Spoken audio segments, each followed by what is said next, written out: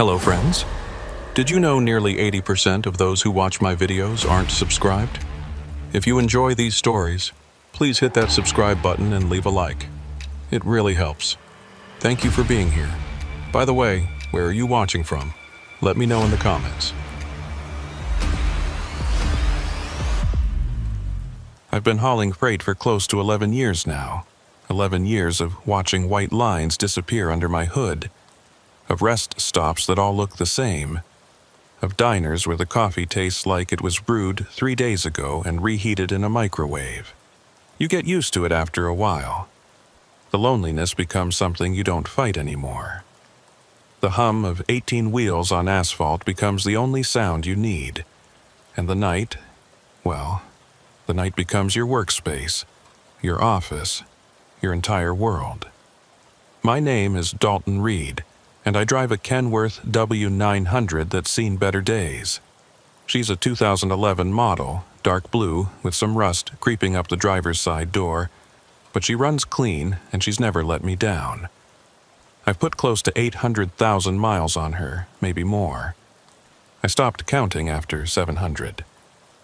The odometer's been wonky for the past year anyway, sometimes jumping forward, sometimes rolling back. I keep meaning to get it fixed, but there's always another load, always another deadline. The route I'm about to tell you about started like any other.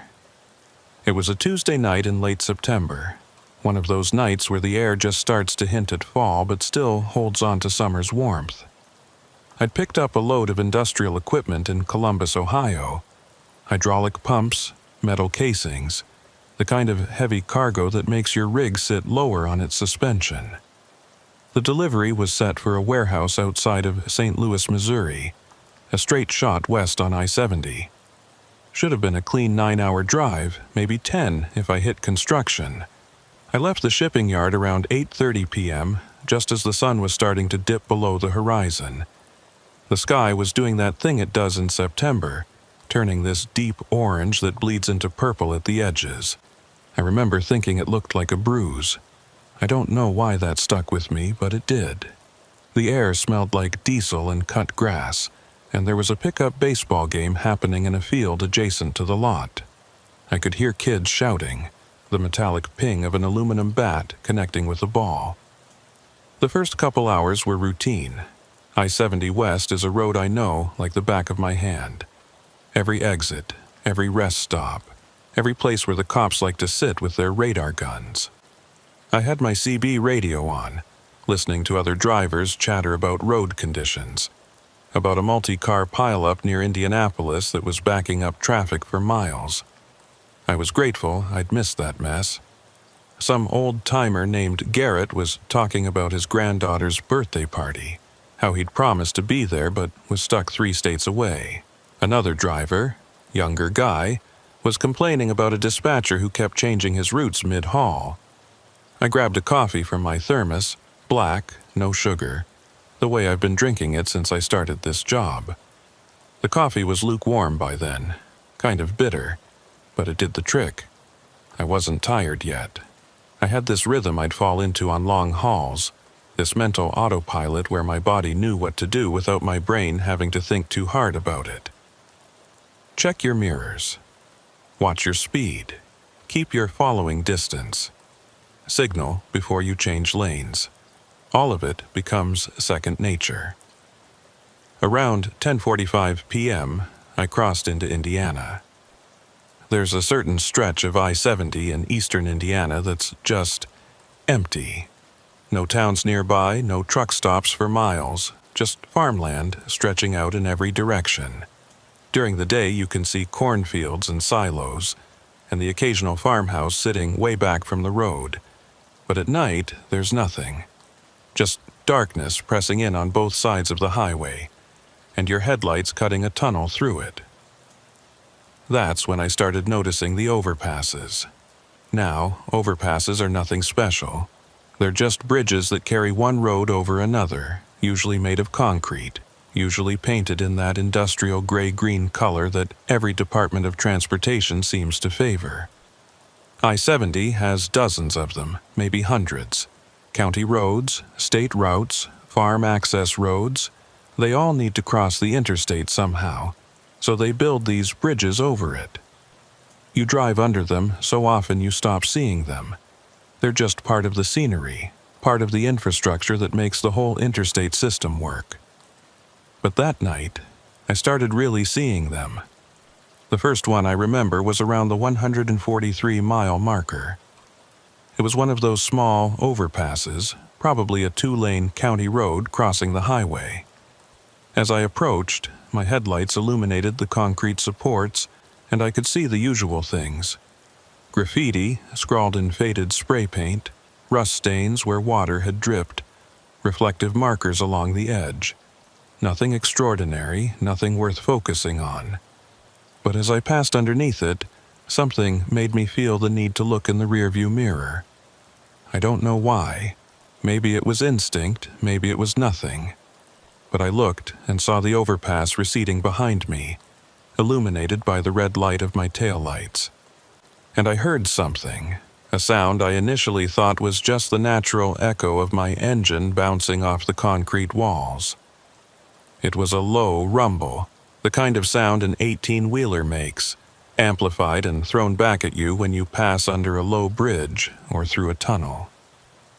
I'd heard it 1,000 times before, but this time it seemed to last a little longer than usual, like the echo didn't fade quite as fast as it should have. I shook my head and took another sip of coffee. My imagination was running away with me. Echoes sound different depending on all kinds of factors: temperature, humidity, wind, the shape of the structure. Maybe this overpass just had some weird acoustic property. It wasn't worth thinking about. I kept driving. The miles clicked by 145, 147, 150. The farmland continued on both sides of me, invisible in the darkness.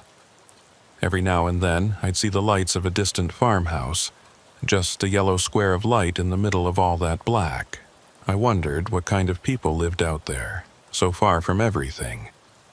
Did they like the isolation? Did they ever get lonely? Or had they grown up with it? The way I'd grown up with the sound of freight trains running behind my childhood home. Around 11:20 p.m., I passed under another overpass. This one was bigger, probably a state road. It had 2 lanes in each direction, and I could see a car's headlights moving across it just as I went underneath. The same thing happened. That low rumble of my engine echoing off the concrete, bouncing around in the confined space under the bridge. But again, the echo seemed to linger. It rolled on for maybe a second longer than I expected, like the sound was being held onto by the structure itself, reluctant to let go. I turned down my CB radio just to hear it better. The echo faded, finally, disappearing into the night behind me. But there was something about the quality of it that bothered me. It didn't sound quite right. It sounded, I don't know how to describe this without sounding crazy, but it sounded deliberate. Like the overpass was doing it on purpose. I laughed out loud at myself. That was ridiculous. Overpasses don't do anything on purpose. They're just concrete and rebar. They sit there holding up roads, and they don't think, and they don't have intentions. I was just tired, even though I didn't feel tired. Sometimes exhaustion creeps up on you like that, affecting your perception before you realize you need to pull over. But I wasn't ready to stop yet. I had a schedule to keep, and I was making good time. The highway was practically empty. I'd maybe seen 5 other vehicles in the past hour, and none of them were trucks. Just the occasional sedan or SUV heading east, back toward Ohio. The lack of traffic was actually kind of nice. No one to slow me down. No one riding my bumper. No 4-wheelers cutting me off because they didn't understand how long it takes a loaded semi to stop. At mile marker 156, I passed under a third overpass. This one looked almost identical to the first one I'd noticed. Same size, same graffiti-tagged supports, same rust stains. And once again, As I drove beneath it, I heard that echo. My engine's rumble bounced off the concrete, amplified, and then it lingered. It lasted maybe 2 seconds, maybe 3, when it should have faded in less than 1. I found myself counting in my head. 1 Mississippi, 2 Mississippi, 3 Mississippi. The echo was still going. 4 Mississippi. Finally, it faded away. That was too long. That was definitely too long. I checked my mirrors, half expecting to see, I don't know what. Another truck right behind me maybe, producing a second engine sound that I was interpreting as an extended echo. But there was nothing.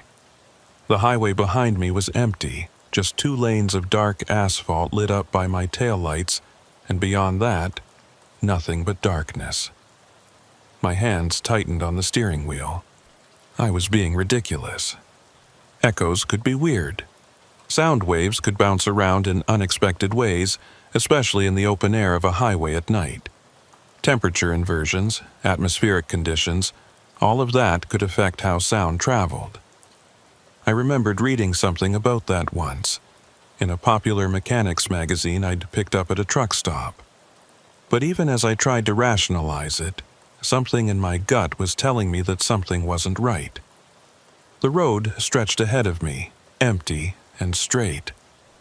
My headlights reached maybe 300 feet, illuminating the white fog line on the right and the yellow dashes in the center. Beyond that cone of light, there was only darkness. The kind of darkness you only get in rural areas, far from any cities or towns. The kind of darkness that feels thick, almost physical. I glanced at my GPS. I was making good time, right on schedule. If I maintained my current speed, about 68 miles per hour, just a bit over the limit but not enough to attract attention, I'd hit St. Louis around 5:30 a.m., right as the sun was coming up. Perfect timing for an early morning delivery. But I couldn't shake the feeling that something was off. It wasn't the overpasses themselves, they were just structures, just bridges. It was the echo, that lingering, hanging echo that lasted too long. I passed under a 4th overpass at mile marker 161. I was ready for it this time, paying attention, really listening. As I entered the space beneath the bridge, my engine's sound changed, becoming louder, more resonant. That was normal. Enclosed spaces amplify sound. But then, as I emerged on the other side, the echo should have cut off quickly, absorbed by the open air. It didn't. The rumble continued, rolling out behind me like a wave. I watched my rearview mirror, watched the overpass recede into the darkness, and the echo kept going. 5 seconds, 6 seconds, 7. I felt a chill run down my spine despite the warmth of the cab. That wasn't normal. That wasn't even close to normal. My CB radio crackled, startling me. A voice came through, distorted by static. "Anyone out there on I-70 westbound? This is Riggs, looking for westbound?" I grabbed the handset. "This is Dalton. I'm westbound on 70 in Indiana. You breaking up pretty bad, buddy. What's your 20? More static. Then, mile 158. You seeing anything weird with the transmission cut out completely. I tried to respond, keying the mic a few times. "Riggs, you still there? Repeat your last. You cut out." Nothing. Just static. I cycled through the channels trying to pick up his signal again, but it was gone. The CB was working fine on the other channels. I could hear distant conversations, truckers way out ahead of me talking about a good breakfast place off exit 79, a couple of guys arguing about football scores. But Riggs was gone, and I couldn't help but notice that he'd been at mile marker 158, 3 miles behind me, right around where I'd passed under that 2nd or 3rd overpass. Had he been asking me if I was seeing anything weird? Was that what he was trying to say? I pushed the thought away. The transmission had been garbled. He could have been asking about weather, about traffic, about road conditions. I was reading into it, letting my imagination run wild just because of a few weird echoes. The miles continued to tick by. 165, 168, 170. Every few miles there was another overpass, and every time I passed under one, the same thing happened.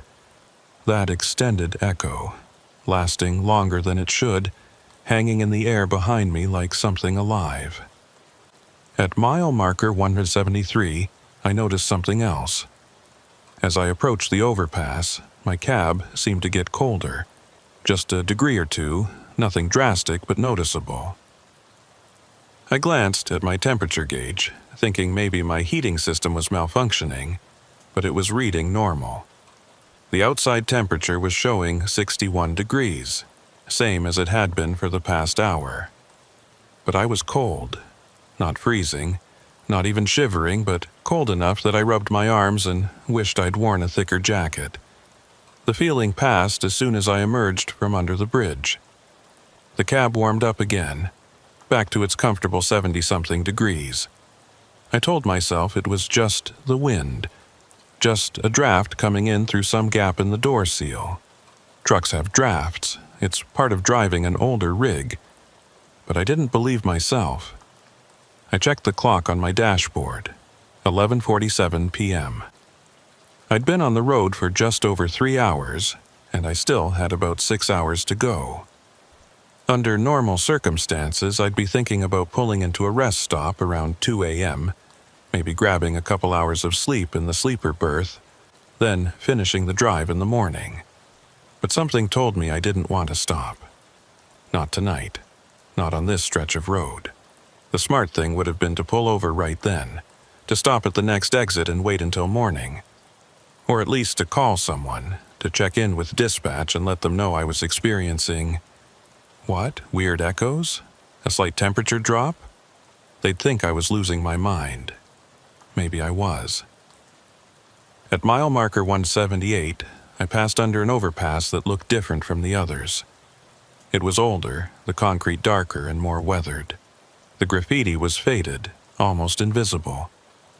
And the supports looked thicker, heavier, like this bridge had been built to carry more weight than a simple county road. As I drove beneath it, the echo was the loudest yet. My engine's rumble was amplified to the point where it almost hurt my ears, a deep bass note that I could feel in my chest. And when I emerged on the other side, the echo didn't just linger. It seemed to change pitch slightly, dropping lower, becoming something that didn't quite sound like my engine anymore. I found myself holding my breath, listening. The echo rolled on and on and on. 10 seconds, 15 seconds, 20. Finally, it faded, but not all at once. It diminished gradually, like something reluctantly releasing its grip. My mouth was dry. I reached for my water bottle, taking a long drink, trying to calm my nerves. This was insane. Echoes didn't work like this. Sound didn't behave this way. There had to be a rational explanation, some kind of atmospheric phenomenon maybe, or an auditory illusion caused by fatigue. But I wasn't fatigued. I felt wide awake, more alert than I'd been in weeks. Every sense was heightened. I could hear the hum of my tires on the pavement, the slight rattle of something loose in the cab, the whisper of wind passing over my mirrors. I could see every detail lit up by my headlights, the texture of the asphalt, the reflective paint on the lane markers, a piece of shredded tire on the shoulder. The highway ahead was still empty. No taillights, no headlights, nothing. Just me and the road and the darkness. At mile marker 183, another overpass. I slowed down slightly as I approached it, not sure why. Some instinct telling me to be cautious. The concrete supports came into view, and I noticed something I hadn't seen before. There were marks on the pillars, dark streaks that looked almost like burn marks. They ran vertically, starting about 10 feet up and going all the way to the top of the support. I'd seen similar marks before, usually on overpasses that had been there a long time. They came from years of exhaust and road grime building up. But these looked fresher, darker, like they'd been made recently. As I passed underneath, the temperature dropped again. This time it was more pronounced, maybe 5 degrees, enough that I could see my breath fogging slightly in the air. The echo was immediate and intense, and it carried a strange quality, not just the rumble of my engine, but something else beneath it. A lower frequency, almost subsonic, that I felt more than heard. And then, just as I was clearing the overpass, I heard something that made my blood run cold. Within the echo, buried in that rolling rumble, was what sounded like a voice. Not words, not anything I could understand, but a voice nonetheless. Low, distorted, almost like someone speaking through a long tunnel or a broken speaker. I jerked the wheel slightly in surprise, the truck drifting toward the shoulder before I corrected. My heart was pounding. I stared at the rearview mirror, watching the overpass disappear behind me, the echo finally fading away. That wasn't possible. That was absolutely not possible. I was hearing things. I had to be hearing things. But I knew what I'd heard. And I knew it hadn't been my imagination. I grabbed the CB handset again, needing to hear another human voice, needing to know I wasn't alone out here. "This is Dalton on I-70 westbound. Anyone out there? Anyone listening?" Static. For a long moment, just static. Then, finally, a response. "Yeah, buddy, I got you. This is Maxwell. I'm eastbound around mile 195. What's going on?" The relief that flooded through me was almost overwhelming. "Maxwell, you've been driving this stretch for long? You notice anything unusual?" A pause. Unusual how? I didn't know how to explain it without sounding crazy. "The overpasses, the bridges, you've been paying attention to them?" Another pause, longer this time. When Maxwell responded, his voice was cautious. "Can't say I have, buddy. What about them?" "Never mind," I said quickly. "Must be tired. Thanks for the response." "No problem. Drive safe out there." The CB went quiet again. Maxwell probably thought I was losing it. Maybe I was. At mile marker 188, the next overpass appeared in my headlights. I didn't want to go under it. Every instinct I had was screaming at me to take the next exit, to get off this highway to find another route.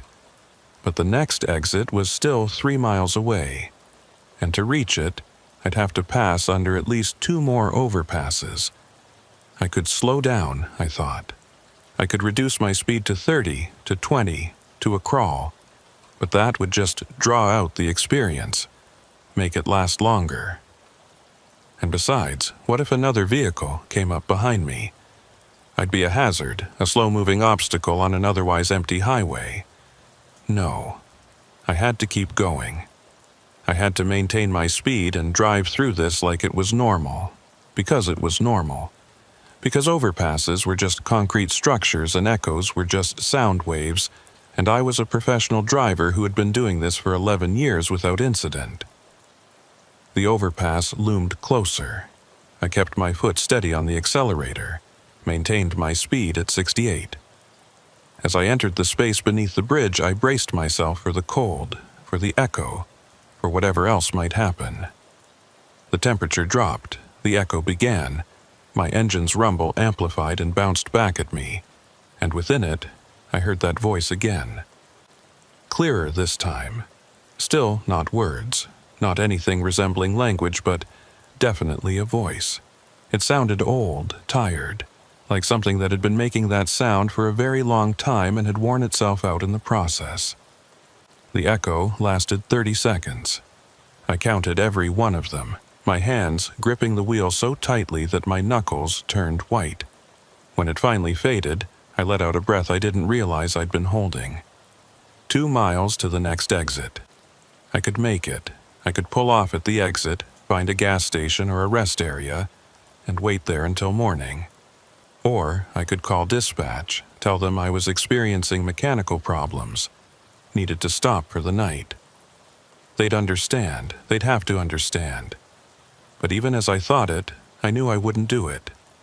Because stopping would mean admitting that something was wrong, that something about this night was fundamentally not right.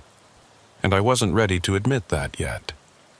The next overpass appeared at mile marker 191. This one was different. It was wider, newer, with smoother concrete and cleaner lines. A major state route, probably. There were lights on the bridge itself, sodium vapor lamps casting an orange glow that I could see from half a mile away. As I approached, I noticed something that made my stomach tighten. There was a car parked on the overpass right at the edge, its hazard lights blinking. I could see the silhouette of someone standing next to it, leaning against the railing, looking down at the highway, looking down at me. I told myself it was just someone having car trouble. Maybe they'd broken down. Maybe they were waiting for a tow truck. It was nothing to worry about. But something about the way the figure was standing, completely still, just watching, made every hair on the back of my neck stand up. I passed under the overpass, and the cold hit me like a physical thing. It was like driving into a refrigerator. I could see my breath in thick clouds now, and my hands started to go numb despite the warmth of the cab just seconds before. The echo was the worst yet. It wasn't just loud. It was overwhelming, filling the cab with sound, making the whole truck vibrate. And the voice within it was unmistakable now. Multiple voices actually, speaking over each other, none of them forming words, but all of them clearly trying to communicate something. I glanced up through my windshield as I passed under the bridge, and in that split second, I saw the figure on the overpass lean further over the railing, following my truck with their eyes. Or where their eyes should have been. The sodium vapor lights created a backlight effect, throwing the figure into silhouette. But I swear I couldn't see any features. Just a dark shape, watching. The echo lasted almost a minute. A full minute of those voices, of that overwhelming sound, of that bone-deep cold. When I finally emerged into the normal night air, the warmth rushing back into the cab, I was shaking. The exit was just ahead. Exit 193, leading to some small town I'd never heard of. I put on my turn signal, started to slow down, preparing to leave this highway and whatever was happening on it. But then I looked at my GPS, and my blood turned to ice. According to the GPS, I was at mile marker 178, the same mile marker I'd passed 15 minutes ago.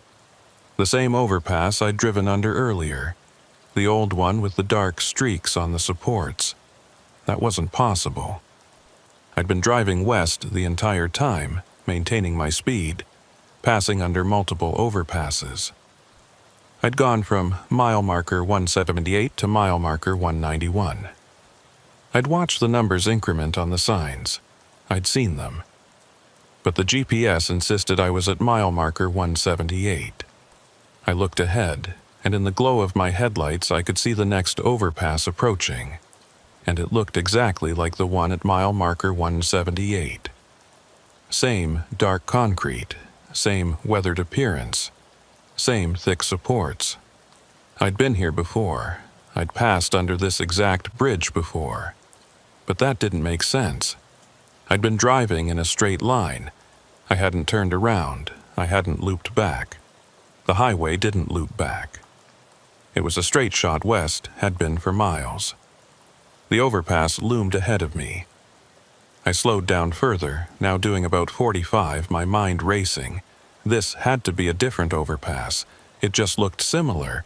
Indiana had hundreds of overpasses, and plenty of them looked alike.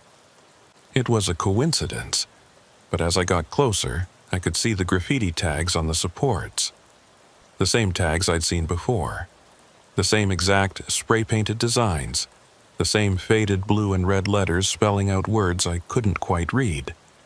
I was approaching the same overpass I'd passed under 15 minutes ago, and I couldn't stop myself from going under it again. My foot pressed down on the brake, but not hard enough. The truck was slowing but still moving forward, still carrying momentum. The overpass filled my windshield, and then I was underneath it, plunged into that terrible cold, enveloped by that overwhelming echo. The voices were screaming now, not in pain or in fear, but in something else. Something that might have been warning, or might have been celebration. I couldn't tell. The sound was too distorted, too massive, pressing in on me from all sides, and the echo didn't fade this time. It continued, following me as I emerged from under the bridge, hanging in the air behind my truck like something physical, like something attached to me. I looked at my odometer. The numbers were spinning backward, not quickly, but visibly, clicking down instead of up. 756,432 miles, 756,431, 7,430. My GPS flickered. The mile marker reading changed. 178, then 177, then 176. I was going backward. Even though I was driving forward, even though my speedometer was showing 45 miles per hour in forward motion, I was going backward. Panic hit me then. Real terror, the kind of fear that makes your hands shake and your vision narrow. I slammed on the brakes, bringing the truck to a complete stop right there in the middle of the highway. My air brakes hissed, and the truck shuddered as it came to rest. I sat there, engine idling, in the middle of westbound I-70, breathing hard. The echo had finally faded, leaving behind only the normal sounds of the night. My engine, the wind, the gentle tick of cooling metal. I looked at my GPS.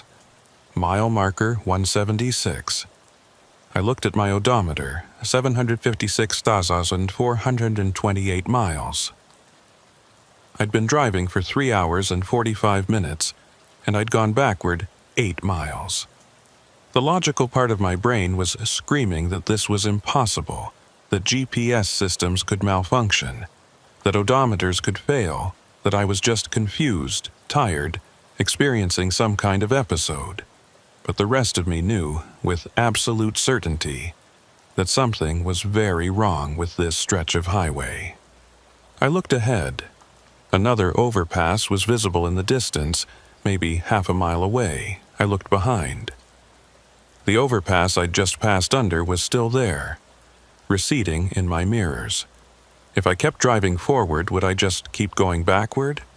Would I pass under the same overpasses over and over again, in an endless loop? I grabbed my phone. No signal. Of course there was no signal. I was in the middle of rural Indiana, and even when I did have signal out here, it was spotty at best. The CB radio crackled. I jerked my attention to it, hoping for another human voice, for someone who could tell me this was normal, or that they were experiencing it too, or anything. But what came through wasn't a voice. It was just sound. A low-frequency hum. Rhythmic, like something breathing. And beneath it, very faintly, the sound of multiple voices speaking in unison. Too quiet to make out individual words, but loud enough to know they were there. I turned off the CB. My hands were shaking so badly I could barely manipulate the dial. I had to make a choice. I could sit here in the middle of the highway hoping that another vehicle would come along, that I wouldn't get rear-ended by someone who didn't see me in time. Or I could keep driving forward, even though forward seemed to mean backward now. Or I could turn around. I could make a U-turn right here across the median and head back east. Maybe the loop only worked in one direction. Maybe if I went back the way I came, I could break free of whatever this was. Before I could second-guess myself, I checked my mirrors and cranked the wheel hard to the left. The truck protested. U-turns aren't something you do with a loaded semi, especially not on an interstate. But the highway was empty, and I didn't care about regulations anymore. I crossed the median, felt the truck tilt slightly as it navigated the grassy center strip, and then I was on the eastbound lanes, pointing back toward Ohio. The overpass that I'd just passed under was now ahead of me. I'd be going under it again, but from the opposite direction this time. Maybe that would make a difference. I accelerated, bringing the truck back up to speed. 40, 50, 60. The overpass approached rapidly. As I passed underneath it, the cold hit me again, and the echo began. But this time it was different. Instead of my engine's rumble, I heard something else entirely. I heard voices, clear and distinct, speaking in a language I didn't understand. They sounded urgent, desperate, like they were trying to warn me of something. The echo lasted 5 seconds, maybe 6, and then it cut off abruptly, replaced by complete silence. Not just quiet, actual silence. My engine made no sound. My tires on the pavement made no sound. The wind made no sound. It was like someone had hit a mute button on the entire world. I emerged from under the overpass into that terrible silence, and I looked at my GPS. Mile marker 178. I was back where I started. I'd driven under the overpass going east, and instead of moving to mile marker 177, I was at 178. The same marker. The same location. The silence broke suddenly, sound rushing back in all at once. My engine roared, my tires hummed, the wind whistled past my mirrors. But there was something added to it now. A sound that came from outside the truck, from somewhere behind me. It sounded like footsteps. Heavy footsteps. Something large moving across pavement. I looked in my mirrors but saw nothing. The highway behind me was empty, but I could still hear it. Footsteps getting closer, the rhythmic slap of something hitting asphalt. I punched the accelerator, the truck lurching forward. The engine screamed as I pushed it harder than I should, reaching 70, 75, 80 miles per hour. The speedometer needle climbed, and the footsteps behind me faded, unable to keep pace. Another overpass appeared ahead. I was trapped in a corridor of them now, one every mile or two, impossible to avoid. As I approached this one, I could see something on top of it. Multiple figures standing along the railing, all of them looking down. I was doing 80 when I passed underneath. The cold hit like a hammer. The echo was deafening, and the voices within it weren't speaking anymore. They were laughing. A chorus of laughter, distorted and wrong, echoing off the concrete and following me as I emerged on the other side. My GPS flickered again. Mile marker 178. I was stuck. I was trapped in this 1-mile stretch of highway, passing under these overpasses over and over again, and no matter which direction I drove, I ended up in the same place. The laughter from the echo was still going, not fading at all now. It filled the cab, filled my head, filled everything. I reached for the CB radio to turn it off, realized it was already off, realized the sound wasn't coming from the radio at all.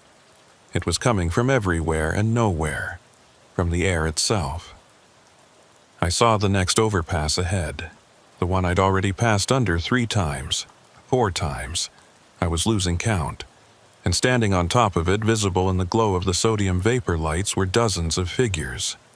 They were packed along the railing, shoulder to shoulder, all of them perfectly still, all of them looking down at the highway. Looking down at me. As I passed underneath, the cold didn't just hit me. It invaded me.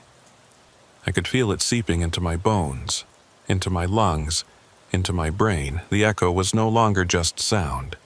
It was physical, pressing against me, holding me in place even as the truck continued to move forward. And in that moment, passing under that bridge for the 4th or 5th or 100th time, I heard the voices speak clearly for the first time. They weren't speaking English. They weren't speaking any language I recognized. But somehow, impossibly, I understood them. They were counting. counting down. And they were almost at 0. I don't remember making the decision to keep driving. My foot just stayed on the accelerator, pressing down, keeping the truck moving forward even though forward didn't mean anything anymore. The speedometer read 75, but I could have been going 5 or 500 for all the difference it made. The mile markers had stopped making sense. The road had stopped making sense. The laughter from the echo finally started to fade, diminishing slowly until it was just a whisper, then a memory, then nothing. But the silence it left behind was worse. In that silence, I could hear my own breathing, quick and shallow. I could hear my heart pounding in my chest, too fast, too hard. I could hear the blood rushing in my ears. I checked my GPS again.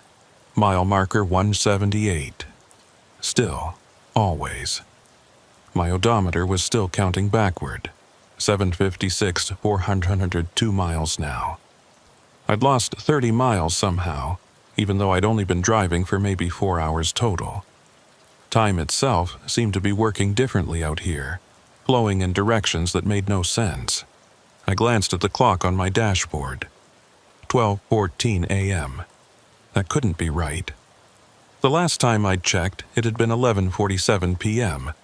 That was at mile marker 173, before all of this started. I'd passed under at least a dozen overpasses since then, maybe more. That should have taken at least half an hour, maybe 45 minutes given how fast I'd been driving. But according to the clock, only 27 minutes had passed. I looked at my phone. 12:14 a.m., same time, 27 minutes. I'd been trapped in this loop, passing under the same overpass over and over again, for 27 minutes. Or had it been longer and the clocks were lying? Or had it been shorter and my perception was distorted? I didn't know. I couldn't know. All I knew was that I was still moving, still driving, and the next overpass was already visible ahead of me. This one looked different. Older, maybe, or just more weathered. The concrete was darker, almost black in places. There was no graffiti on the supports, no rust stains, nothing to indicate that anyone had been near this structure in years. It looked abandoned, though that didn't make sense. Overpasses don't get abandoned. They're part of the infrastructure. They get maintained, repaired, replaced, if necessary. But this one looked forgotten. As I approached, I noticed something else. There was a car parked on the shoulder, just before the overpass. An older model sedan, dark color. I couldn't tell if it was blue or black in the darkness. No hazard lights, no indication that anyone was inside.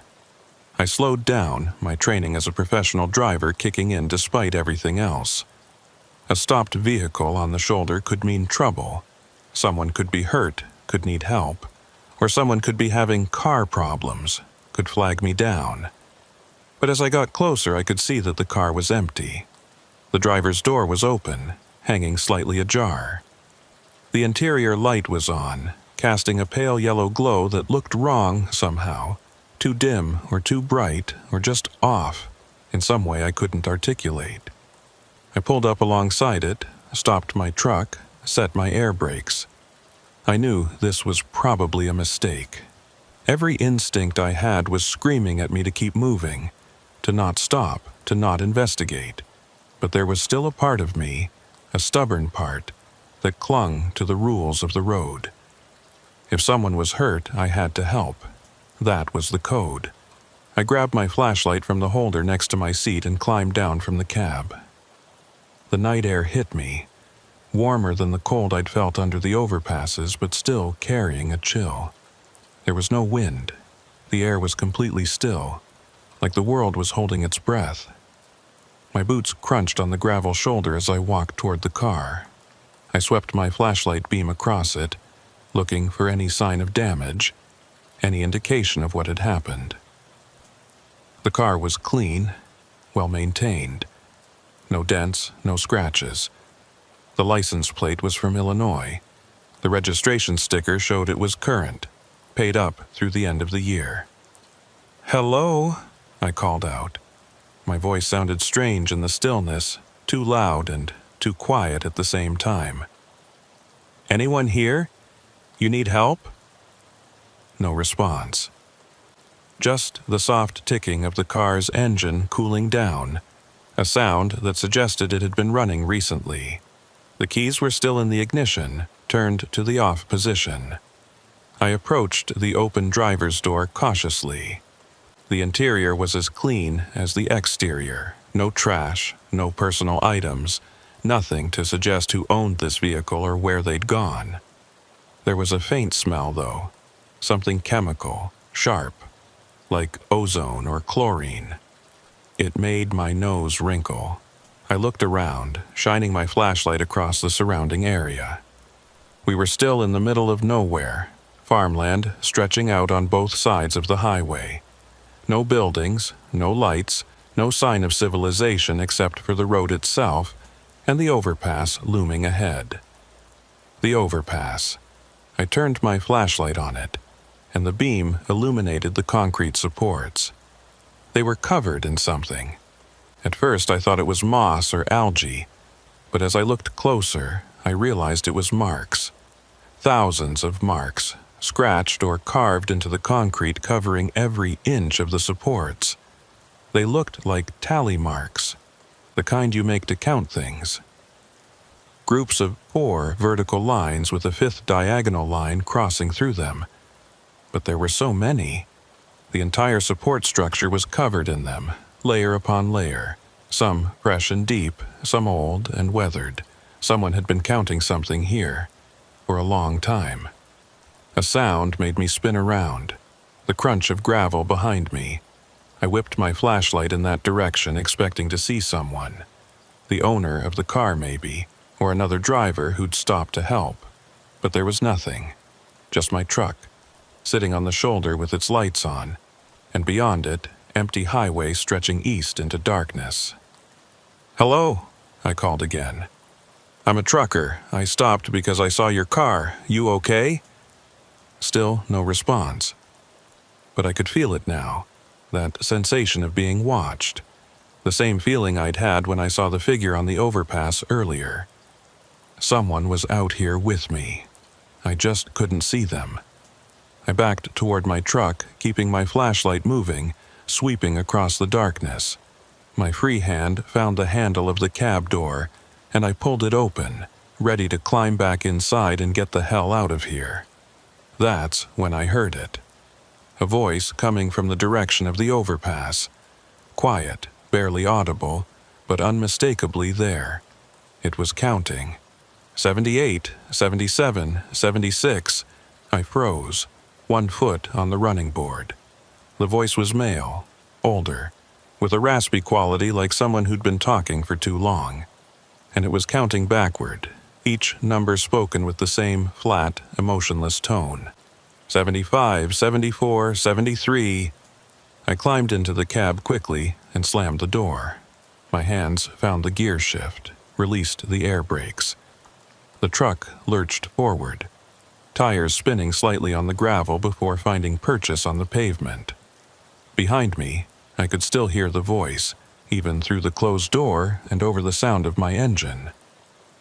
72, 71, 70. I accelerated, putting distance between myself and that abandoned car, between myself and that voice. My headlights swept across the overpass as I approached it, and I saw something that made my breath catch. The tally marks on the supports were glowing, not brightly, just a faint phosphorescent blue, like glow-in-the-dark paint. They pulsed slowly, rhythmically, in time with the counting voice I could no longer hear, but could still feel in my bones. I passed under the overpass at 60 miles per hour, and the cold hit me like before. But this time it brought something else with it. Images, flashes of things I couldn't quite process. A truck, older than mine, jackknifed under this same bridge. The cab crushed, the trailer twisted at an unnatural angle. A car wrapped around one of the supports. The metal crumpled like paper. A figure standing in the middle of the highway. arms raised, mouth open in a scream I couldn't hear. The images came too fast, overlapping, blurring together. And through it all, that voice, still counting, 69, 68, 67. The echo this time was different. It wasn't just my engine, it was everything. The crunch of metal, the squeal of tires, the sound of breaking glass. All of it compressed into one terrible cacophony, following me as I emerged from under the bridge. I looked at my GPS. Mile marker 178. Of course. I let out a laugh that sounded slightly hysterical even to my own ears. What had I expected? That stopping would change anything? That investigating an abandoned car would somehow break the loop? The highway stretched ahead of me, and I could already see the next overpass in the distance. The same one. Always the same one, no matter how many times I passed under it, no matter which direction I drove. My CB radio crackled to life, even though I'd turned it off. Static at first, then slowly resolving into a voice. Not the counting voice. Something different. Dalton? Dalton Reed, you copy? I grabbed the handset, my fingers fumbling with it in my haste. Yes, I copy. Who is this? More static, then. This is dispatch, Dalton. We've been trying to reach you for the past 3 hours. Where are you? 3 hours. But my clock said I'd only been driving for 4.5 hours total, and most of that had been before the loop started. I'm on I-70 in Indiana, I said. Westbound. Mile marker 178. A pause. Dalton, that doesn't make sense. According to your GPS tracking, you should be near mile marker 230 by now. You should be approaching the Illinois border. I looked at my GPS again, still showing 178. But what if dispatch was seeing something different? What if the truck's built-in GPS, the one that transmitted my location back to the company, was showing my actual position? I'm reading mile marker 178 on my end, I said. My GPS is showing 178. That's not what we're seeing, Dalton. We're showing you at 178, then 179, then back to 178, then up to 180, then back to 178 again. Your signal is jumping all over the place. Are you having equipment problems? I don't know. Something's wrong with this stretch of highway. What kind of wrong? Is there an accident? Road closure? How could I explain? How could I tell them that I was trapped in a loop? That I kept passing under the same overpass? That time was broken and distance meant nothing? There are these overpasses, I started, knowing how crazy I'd sound. When I drive under them, I hear things. The echo lasts too long, and I keep ending up at the same mile marker, no matter which direction I drive. Silence on the other end. Long enough that I thought I'd lost the signal. Then, Dalton, when was the last time you slept? I wanted to scream. They thought I was hallucinating from fatigue. They thought I was having some kind of episode. I'm not tired, I said, forcing my voice to stay calm. I know how this sounds, but something is genuinely wrong out here.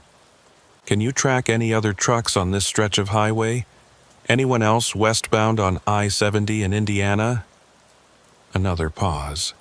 I could hear keyboard clicking, someone checking something on a computer. We have a driver named Briggs who should be about 30 miles ahead of you, approaching mile marker 210. Want me to patch you through to him? Yes, please. More clicking. The static on the CB changed quality, and then a new voice came through. This is Briggs. Dispatch said you wanted to talk? Briggs, this is Dalton Reed. I'm westbound on 70, somewhere in Indiana. You been through mile marker 178 tonight? 178? Yeah, I think so. Maybe an hour ago? Why? Did you notice anything unusual about the overpasses around there? Anything weird about the echoes when you drove under them? A long pause. Are you messing with me? No, I'm serious. Did you notice anything? Dalton, I don't know what kind of game you're playing, but I'm not in the mood. Drive safe out there. The connection cut off. Briggs had disconnected, probably thought I was pranking him or having some kind of breakdown. Dispatch came back on. Dalton, I need you to pull over at the next rest stop and take a break. Get some sleep. You sound like you're in no condition to continue driving. I can't pull over, I said. There's no rest stop, there's nothing, just highway and overpasses. According to the map, there's a rest area at mile marker 185, 7 miles ahead of you. Can you make it that far? 7 miles ahead. But I couldn't get past mile marker 178. I couldn't move forward at all. I'll try, I said, because what else could I say? Good. Check in when you get there. And Dalton, consider this a mandatory rest period. You're not to continue driving until you've had at least 4 hours of sleep. Understood? Understood. The CB went silent. I was alone again, with just the sound of my engine in the road and the next overpass approaching in the distance. The voice I'd heard earlier, the one that had been counting, was gone. But I had the feeling it would be back. And when it reached 0, when the countdown ended, something would happen. I just didn't know what. I passed under the overpass. The cold, the echo, the images of crashes, of twisted metal, of screaming faces, all of it washing over me like a wave, then receding as I emerged on the other side. Mile marker 178. I looked at my fuel gauge. 3/4 full. I'd started with a full tank, and I should have burned through maybe 1/4 of it by now. But the gauge had barely moved. Time wasn't moving normally. Distance wasn't moving normally. And now, fuel consumption wasn't normal either. The rules of reality, the basic physical laws that governed how the world worked, didn't apply here. Or they applied differently. Or they were being overridden by something else, something I couldn't understand or fight against. I thought about the tally marks on the overpass supports. Thousands of them, tens of thousands. How long would it take to carve that many marks? Years, decades maybe. Had someone else been trapped here before me? Had they spent years in this loop, marking time, counting, waiting for something? And if they had, where were they now? The highway ahead was empty. No other vehicles, no signs of life. Just me and the road and the overpasses that I couldn't escape. I drove for what felt like hours, but was probably only minutes. My clock wasn't reliable anymore. Every time I looked at it, the numbers seemed different. Sometimes showing 12:14 a.m., sometimes 12:47. Sometimes 11:52, jumping forward and backward with no pattern I could discern. My phone was the same. The time on it changed every time I checked it, and when I tried to use it to make a call, I got nothing. No signal, no service, just a blank screen that occasionally flickered with static. I passed under the overpass again, and again, and again. Each time, the cold got a little colder. The echo got a little longer. The images in my mind got a little clearer. I started to recognize some of them. The jackknifed truck I'd seen in the flash of images. I'd read about that crash years ago. It had happened on I-70 in Indiana, under an overpass. The driver had fallen asleep at the wheel, swerved to avoid something, and lost control. He'd died instantly. The crumpled car wrapped around the support. That had been in the news too. A family of 4 traveling west, hit by a drunk driver who'd crossed the median. They'd spun out and hit the overpass support at 80 miles per hour. No survivors. The figure with its arms raised, screaming, I didn't recognize that one. But I had the terrible feeling that I would. That eventually I'd see a news report or read an article about someone who died on this stretch of highway, and I'd realize I'd seen their death before it happened. Or maybe I was seeing it happen now, in some parallel present, some alternate timeline where the crash was always occurring, endlessly repeating under these bridges. I shook my head, trying to clear it. That kind of thinking would drive me insane. I needed to focus on practical things, on finding a way out of this loop. The next time I approached the overpass, I tried something different. Instead of driving straight through, I slowed way down, creeping forward at 10 miles per hour. Maybe if I went slow enough, I could, see something I'd missed. Find a clue, an escape route, something. But as I entered the space under the bridge at that slow speed, the cold intensified. It was like sinking into ice water, like the temperature was proportional to how long I spent under the structure. My breath came out in visible clouds, and frost started forming on the inside of my windshield. The echo, at this slow speed, was different too. Instead of a single rolling rumble, it became a series of distinct sounds. Individual components that made up the whole. I could hear. My engine, yes, but also other engines. Dozens of them, maybe hundreds, all running at once. The sound of trucks, cars, motorcycles, all passing through this space, all existing simultaneously. Voices. People talking, shouting, screaming. Some crying, some laughing. All of them overlapping, creating a wall of human sound. Music. Radios from different eras playing different songs. I caught snatches of big band music, rock and roll, country, rap, all bleeding together. And underneath it all, that counting voice, still going, still reducing the numbers one by one. 47, 46, 45. I accelerated suddenly, unable to take it anymore. The truck surged forward, and I burst out from under the overpass back into the relatively warmer night air. Mile marker 178. I pounded the steering wheel in frustration, the horn blaring briefly before I released it. This was impossible. This couldn't be happening. There had to be a rational explanation, something I was missing, some way to break free. Think, I told myself. Think like a trucker. What do you do when you're lost? You find a landmark, you orient yourself, you figure out where you went wrong. But I wasn't lost. I knew exactly where I was. Mile marker 178, I-70 westbound Indiana. I knew the road, knew the route, had driven it hundreds of times. What do you do when your equipment fails? You troubleshoot.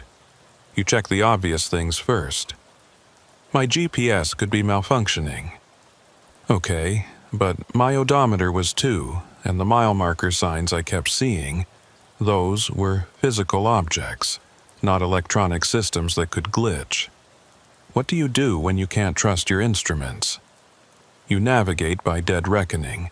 You pay attention to the world around you, to the position of the sun or the stars, to landmarks and terrain features. But it was night, and the stars were hidden behind a layer of thin clouds. And there were no landmarks, just flat farmland and empty highway and overpasses. The overpasses. They were the constant. They were the one thing that appeared in every loop. The one thing that seemed to be at the center of whatever was happening. What if I didn't go under them? What if I turned off before reaching one? I looked ahead. The next overpass was visible in the distance. And between where I was and where it stood, there was an exit. I could see the green sign reflecting in my headlights. Exit 177, some county road I'd never heard of. I'd never tried taking an exit before. I'd always driven straight through, too focused on maintaining my route, on getting to my destination, but maybe that was the key. Maybe the loop only worked if I stayed on the interstate. I put on my turn signal, a reflex, even though there was no one else on the road, and guided the truck onto the exit ramp. The ramp curved to the right, leading away from the highway. I could see a stop sign ahead, and beyond that, a 2-lane county road disappearing into darkness. No lights, no buildings, nothing. But it was away from the interstate, away from the overpasses. I slowed for the stop sign, came to a complete stop, and sat there for a moment. The truck idled, the engine making its familiar rumble. Normal sounds, normal physics. Everything felt right again, felt real. I looked at my GPS. It had frozen, showing no data, just a blank map with a blinking cursor. I looked at my mirrors. The interstate was behind me, elevated slightly. I could see the overpass I'd been trapped under, maybe a quarter-mile back. The sodium vapor lights on top of it cast that orange glow, and for a moment I thought I saw figures standing along the railing again. But when I looked harder, there was nothing. Okay, I was off the interstate. I'd broken the loop, or at least stepped out of it temporarily. Now what? The county road ahead could lead anywhere. It might run parallel to I-70, might rejoin it further west. Or it might go north or south, might take me miles out of my way. I didn't have a detailed map of this area, and my GPS wasn't working. But anything was better than that loop. Anything was better than passing under that overpass one more time. I turned left onto the county road, choosing randomly. West seemed like the right direction, though I wasn't sure if this road actually went west. The pavement was rougher here, older, with cracks and potholes that made the truck jostle and bounce. I drove for maybe 2 miles. The farmland continued on both sides, unchanged. The road was straight, no curves, no intersections, just a narrow strip of asphalt cutting through fields. And then ahead of me I saw it, an overpass. This one crossed over the county road, a smaller structure than the ones on the interstate, but unmistakably the same type of bridge. County road to county road, one crossing over the other. My heart sank. I'd thought I could escape by leaving the interstate, but the overpasses were everywhere.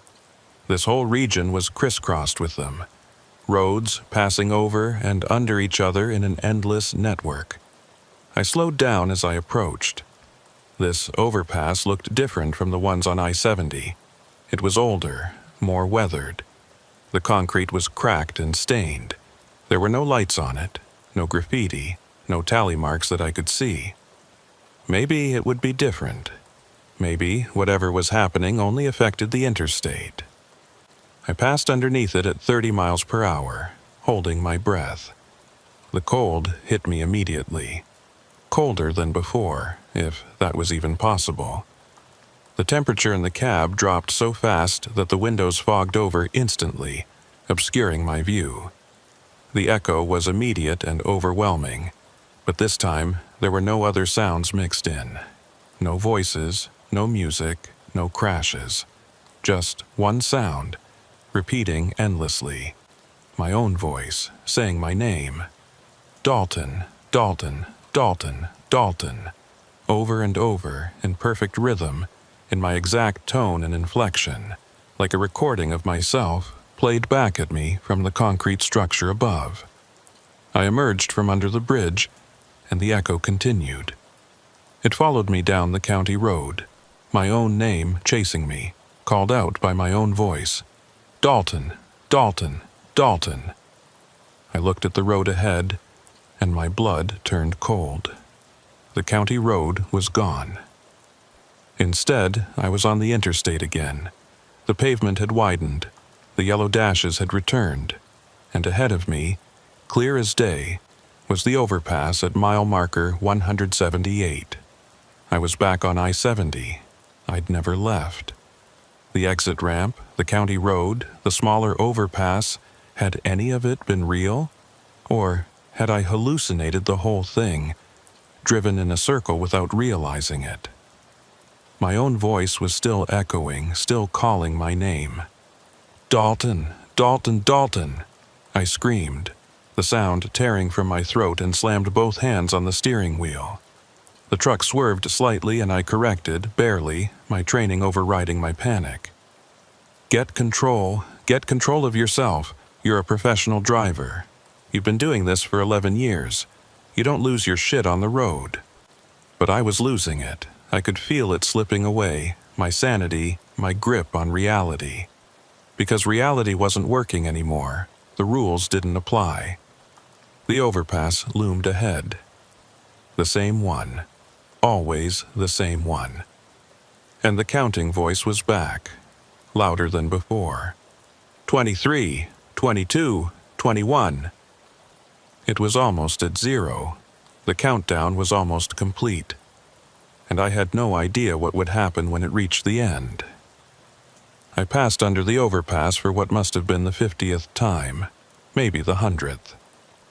I'd lost count. The cold wrapped around me like a physical thing now, like hands made of ice gripping my chest, my throat, my lungs. Each breath felt like inhaling knives. The echo had changed. It was no longer just sound. It had become something else.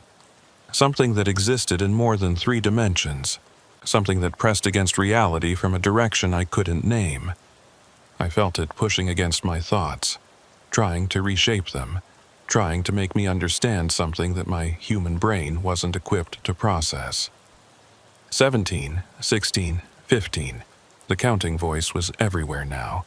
It came from the CB radio even though it was off, from the vents in the dashboard, from the spaces between the metal panels of the cab. It vibrated through the steering wheel into my hands, through the floor into my feet. It was inside me, counting down in time with my heartbeat. Mile marker 178. Still, always. My odometer had stopped moving entirely. 756 to 401 miles, frozen. The numbers no longer clicking backward or forward. Time on my clock jumped randomly.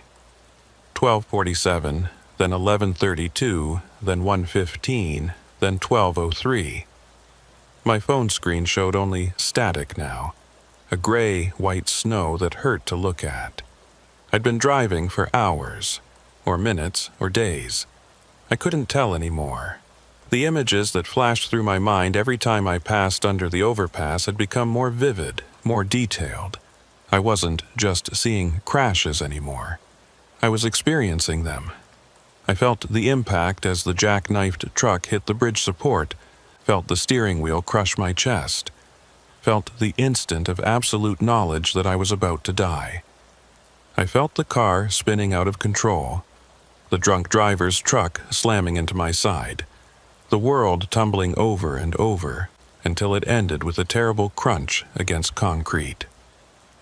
I felt myself standing in the middle of the highway, arms raised, screaming at something that couldn't hear me, couldn't save me, as headlights approached and didn't slow down and didn't stop, and each time I came back to myself, I was still driving, still moving forward, still trapped. 12, 11, 10, the figures on top of the overpasses had multiplied. Now they lined both sides of the bridge, dozens of them, maybe hundreds. They stood perfectly still, perfectly silent, watching me pass beneath them. I couldn't make out any features, couldn't tell if they were men or women, young or old, even if they were alive or something else. But I could feel their attention on me. Heavy, focused, waiting for the countdown to reach 0. I tried screaming again just to hear a sound that wasn't the echo or the counting or my own name repeating endlessly. But when I opened my mouth, no sound came out. Or if it did, I couldn't hear it over everything else. The highway ahead started to look different. The pavement began to shimmer, like heat waves rising off summer asphalt, except it was cold and dark. The white fog line on the shoulder blurred and duplicated, so I was seeing 2 lines, 3 lines, 4, all slightly offset from each other. I was seeing multiple versions of the highway, overlapping, existing in the same space simultaneously. In one version, the road was empty, just like it had been all night. In another, there were cars, dozens of them, all stopped, all empty, their doors hanging open just like the sedan I'd investigated earlier. In a third, there were trucks, big rigs like mine, parked at odd angles across both lanes, abandoned, some of them with their engines still running, headlights cutting through the darkness. In a fourth, there was nothing. Just bare earth where the highway should be, as if the road had never been built, as if all of this infrastructure was temporary, a thin veneer over something older and darker. All of these versions flickered in and out of existence, and I was driving through all of them at once, my truck existing in multiple realities simultaneously. 7, 6, 5. The overpass ahead looked different now, too. It was changing, morphing, becoming something that hurt to look at. The concrete supports twisted and bent at impossible angles, defying physics and geometry. The structure above me seemed to be made of shadows as much as substance, darkness compressed into solid form. And the tally marks, those thousands upon thousands of tally marks carved into the supports, were moving. They shifted and crawled across the concrete like living things, rearranging themselves, forming patterns that almost made sense, almost looked like words or symbols or diagrams. I recognized some of the patterns. I'd seen them before in books I'd read, in documentaries I'd watched. Ancient symbols, the kind that archaeologists found in caves and ruins and had no explanation for. Spirals and concentric circles and angular shapes that appeared in cultures separated by thousands of miles and thousands of years. They meant something. They were trying to tell me something, but I couldn't understand. My mind kept sliding off them, unable to grasp the meaning. 4, 3, 2. I looked in my rearview mirror and saw something that made what was left of my sanity crack like thin ice. There was a truck behind me. My truck.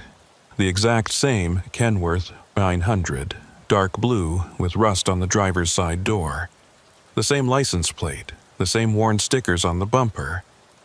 I was following myself, or myself was following me, or we were the same truck existing in two places at once, caught in a loop so tight that I could see my own past self catching up to my present self.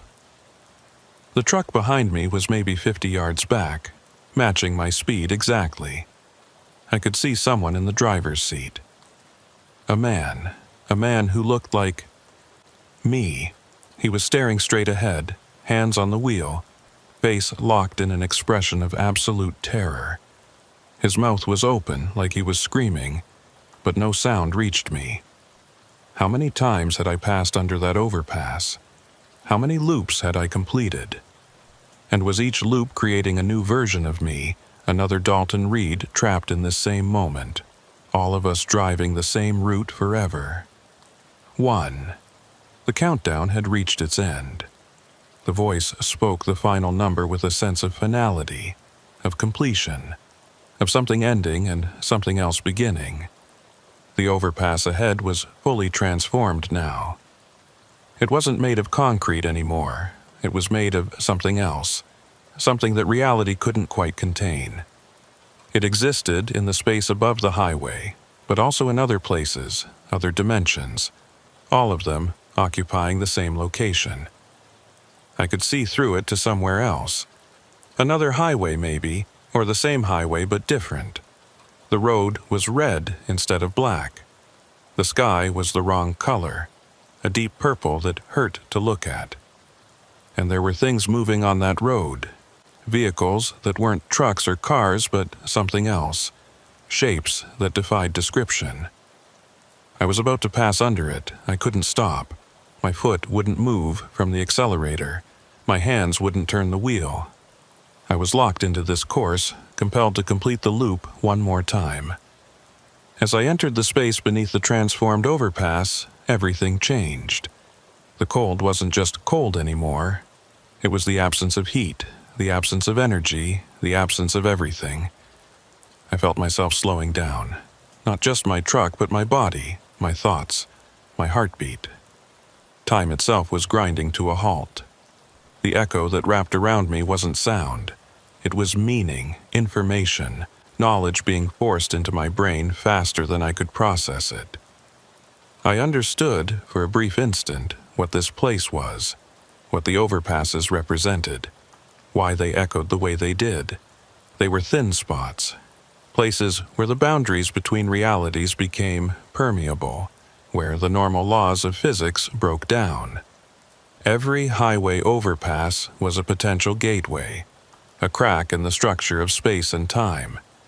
Most of them were stable, harmless, but some, like this one, had been used too much, had too many deaths associated with them, had absorbed too much trauma and fear and pain. They became anchors, places where reality couldn't quite hold together, where the barriers between what was and what could be became dangerously weak. And I had driven into one. I had passed under it at exactly the wrong time, in exactly the wrong state of mind, and I'd become entangled with it. Trapped in its gravity well, unable to escape. The tally marks on the supports, they weren't keeping count of crashes or deaths. They were keeping count of loops. Each mark represented one passage, one circuit through this trapped moment. And there were tens of thousands of them because this overpass had been catching drivers for decades, holding them in endless repetition until their fuel ran out, or their minds broke, or they simply ceased to exist in any meaningful way. I was the latest, but I wouldn't be the last. All of this flashed through my mind in the instant I spent under the overpass, knowledge downloaded directly into my consciousness. And then I was through, emerging on the other side, and the knowledge started to fade like a dream upon waking. But I remembered enough. I remembered the important part. The countdown hadn't been counting down to an ending. It had been counting down to a reset. I looked at my GPS, mile marker 178. But this time, something was different.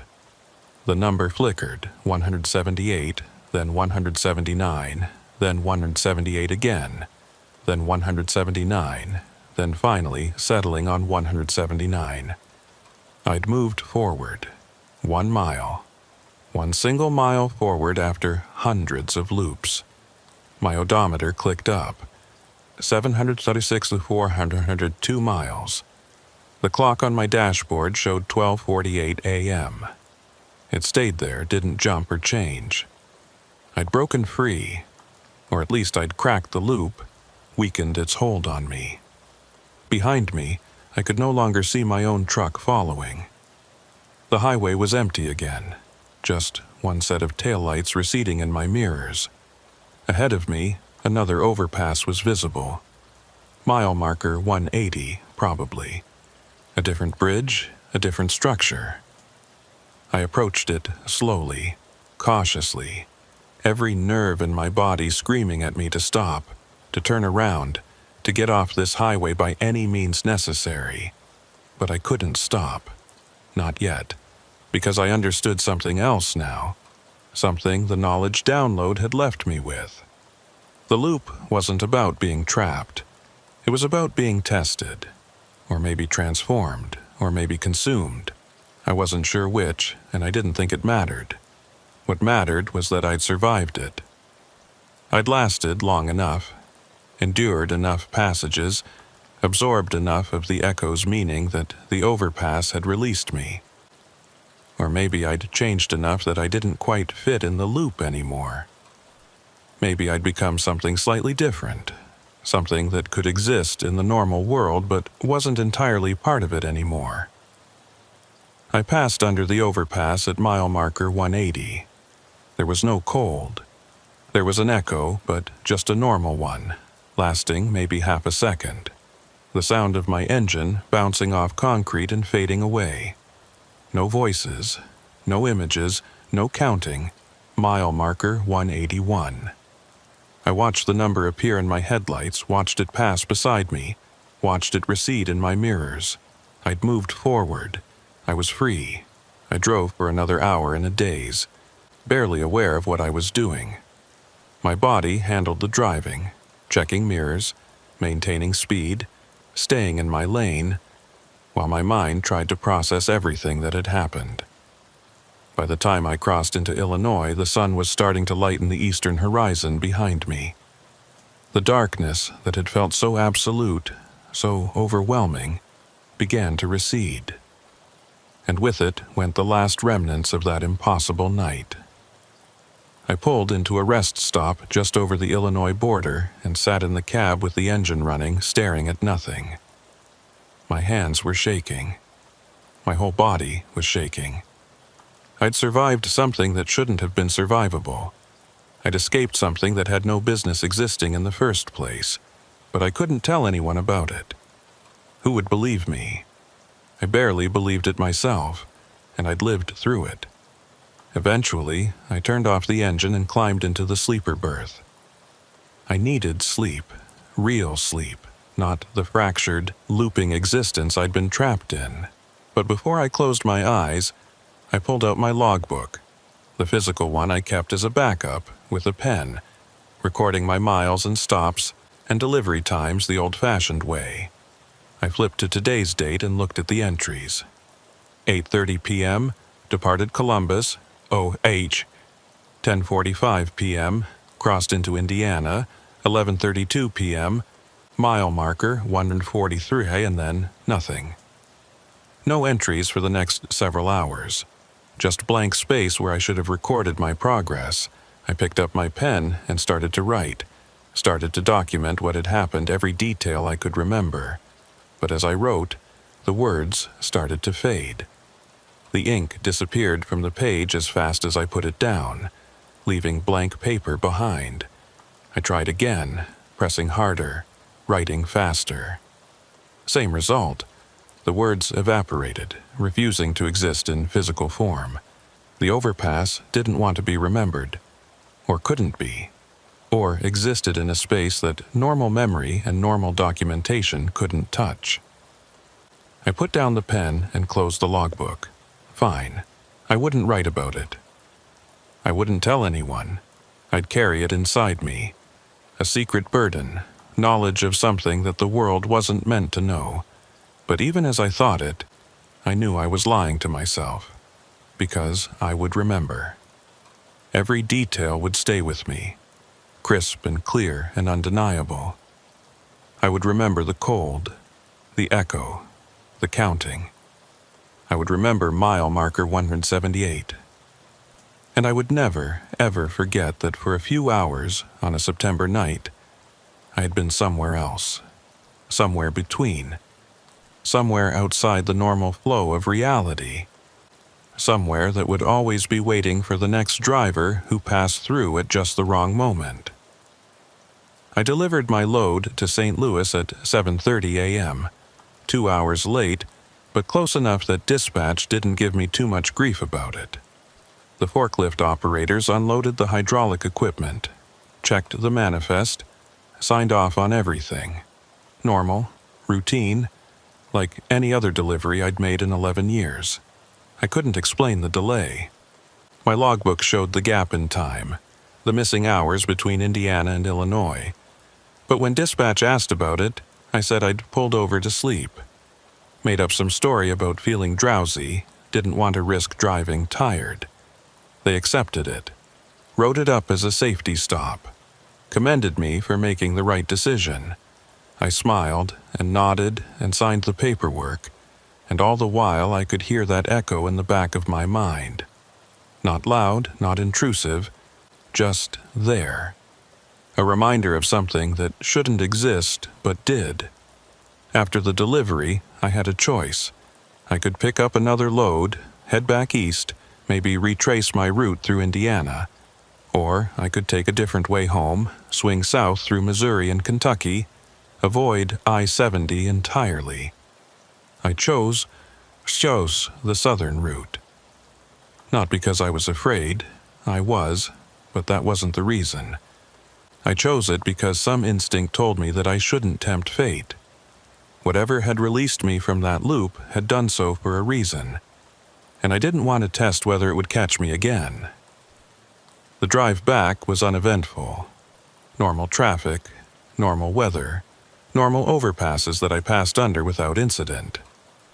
Each one produced a standard echo that lasted less than a second. Each one was just concrete and rebar holding up a road, nothing more. But I found myself counting them anyway, keeping track of every overpass I drove under, making mental tally marks. 1, 2, 3, 4. By the time I got home, I'd passed under 47 overpasses.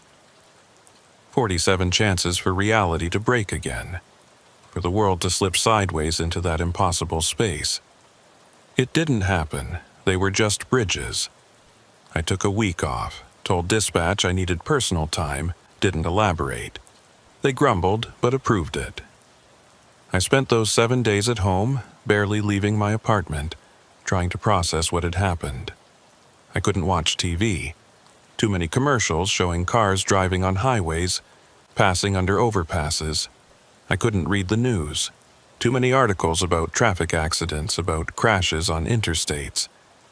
Every story about a truck driver who died on the road made me wonder. Had they been caught in their own loop? Had they passed under the wrong overpass at the wrong time and never escaped? Or had they just suffered a normal accident?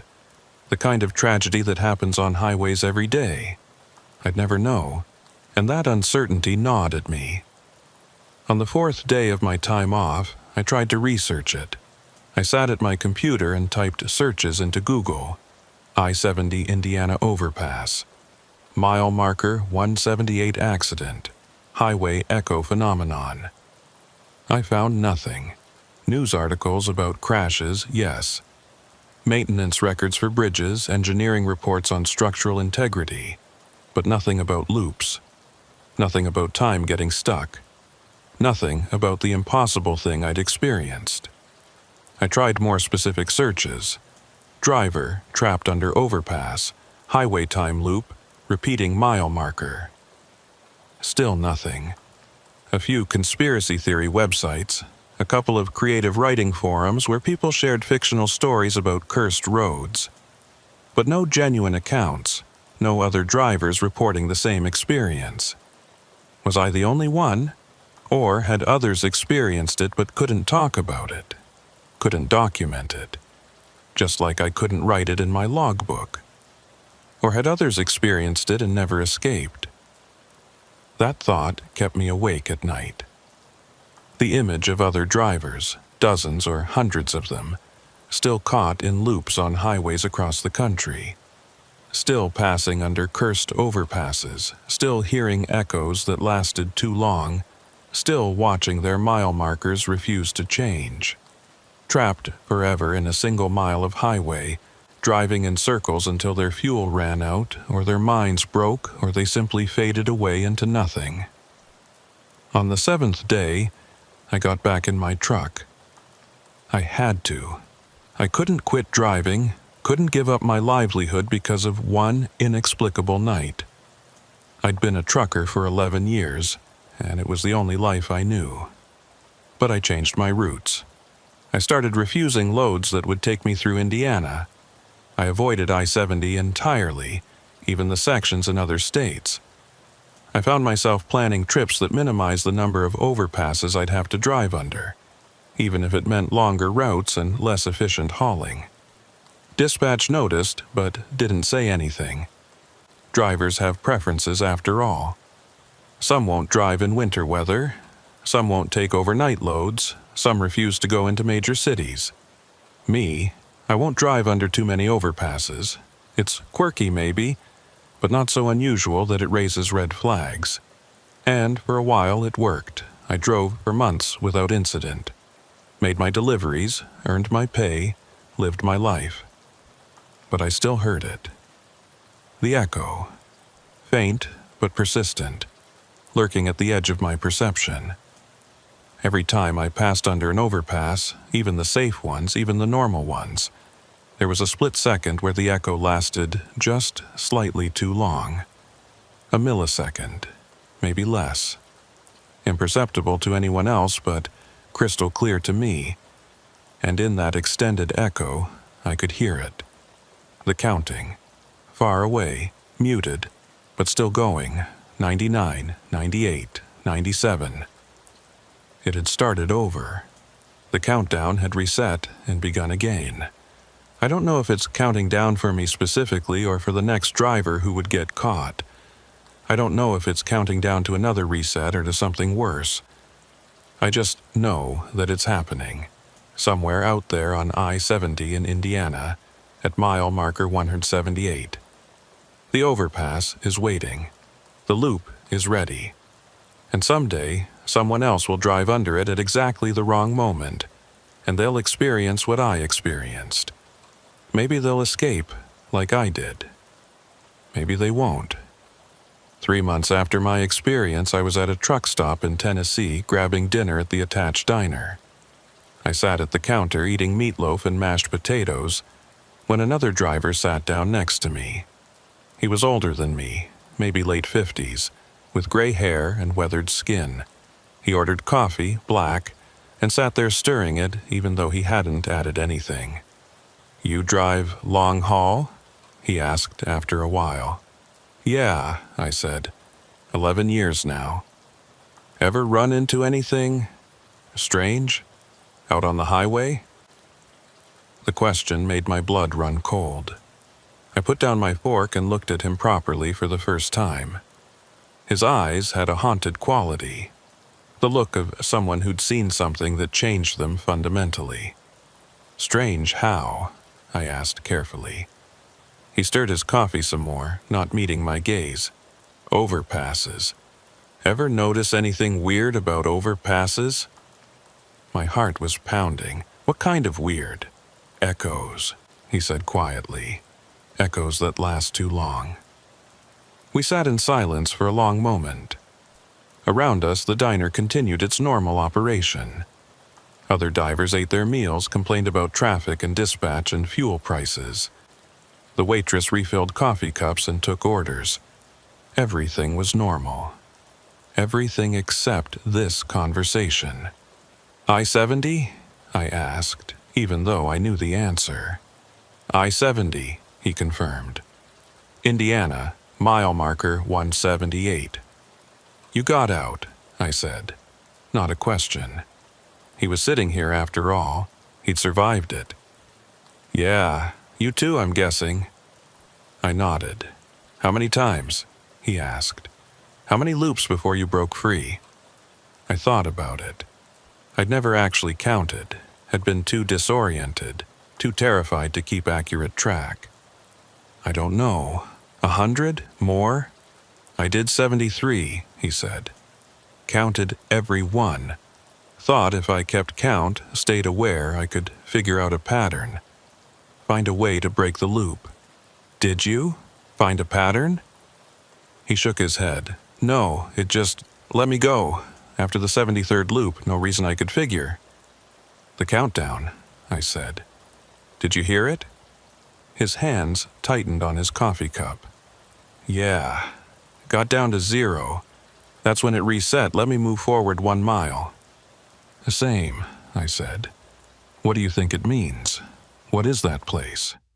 "I don't know," he said. "And I don't want to know. I just wanted to meet someone else who'd been through it. Confirm that I'm not crazy, that it really happened." "It happened," I confirmed. We finished our meals in silence. Before he left, he turned to me one more time. "You still hear it?" he asked. "The echo, even on normal overpasses?" "Yeah. Me too. Been 5 years for me and I still hear it. Still counting down, starting over, counting down again." "You think it's going to call us back? Pull us in again?" He considered the question. "I don't know. But I avoid that stretch of highway, and I pay attention to the echoes. If one lasts a little too long, I get off at the next exit, find a different route. That's pretty much what I do too." He nodded, like he'd expected as much. "Drive safe out there. You too." He left. I never saw him again, never got his name, but knowing he existed, knowing I wasn't the only one, gave me a strange kind of comfort. I'm not alone in this knowledge. There are others who've experienced the loop, who've heard the countdown, who've survived the impossible. We're out here, driving the highways, carrying freight across the country. And we're listening, always listening to the echoes, waiting to hear if they'll last a fraction of a second too long. Because we know something that most people don't. We know that the roads we drive on, the infrastructure we trust, the concrete and asphalt and rebar, it's thinner than people think. The barriers between normal reality and something else are fragile. And sometimes, at certain places, at certain times, those barriers fail. Mile marker 178 on I-70 in Indiana is one of those places. But it's not the only one. I've started keeping a personal map, marking down locations where the echoes last a little too long, where the cold comes on a little too fast, where my odometer acts funny or my GPS glitches in specific ways. There are dozens of them, maybe hundreds. Thin spots scattered across the highway system, most of them harmless, some of them not. I share the map with other drivers when I can, when I meet someone who has that same haunted look in their eyes, someone who's experienced something they can't explain, can't document, can't prove, but knows in their bones is real. We have to look out for each other, because if we don't, who will? Last week, I was driving through Missouri on I-44. Late night, clear weather, light traffic, just me and the road and the gentle rumble of my engine. I approached an overpass at mile marker 189. Just a standard bridge, nothing special about it.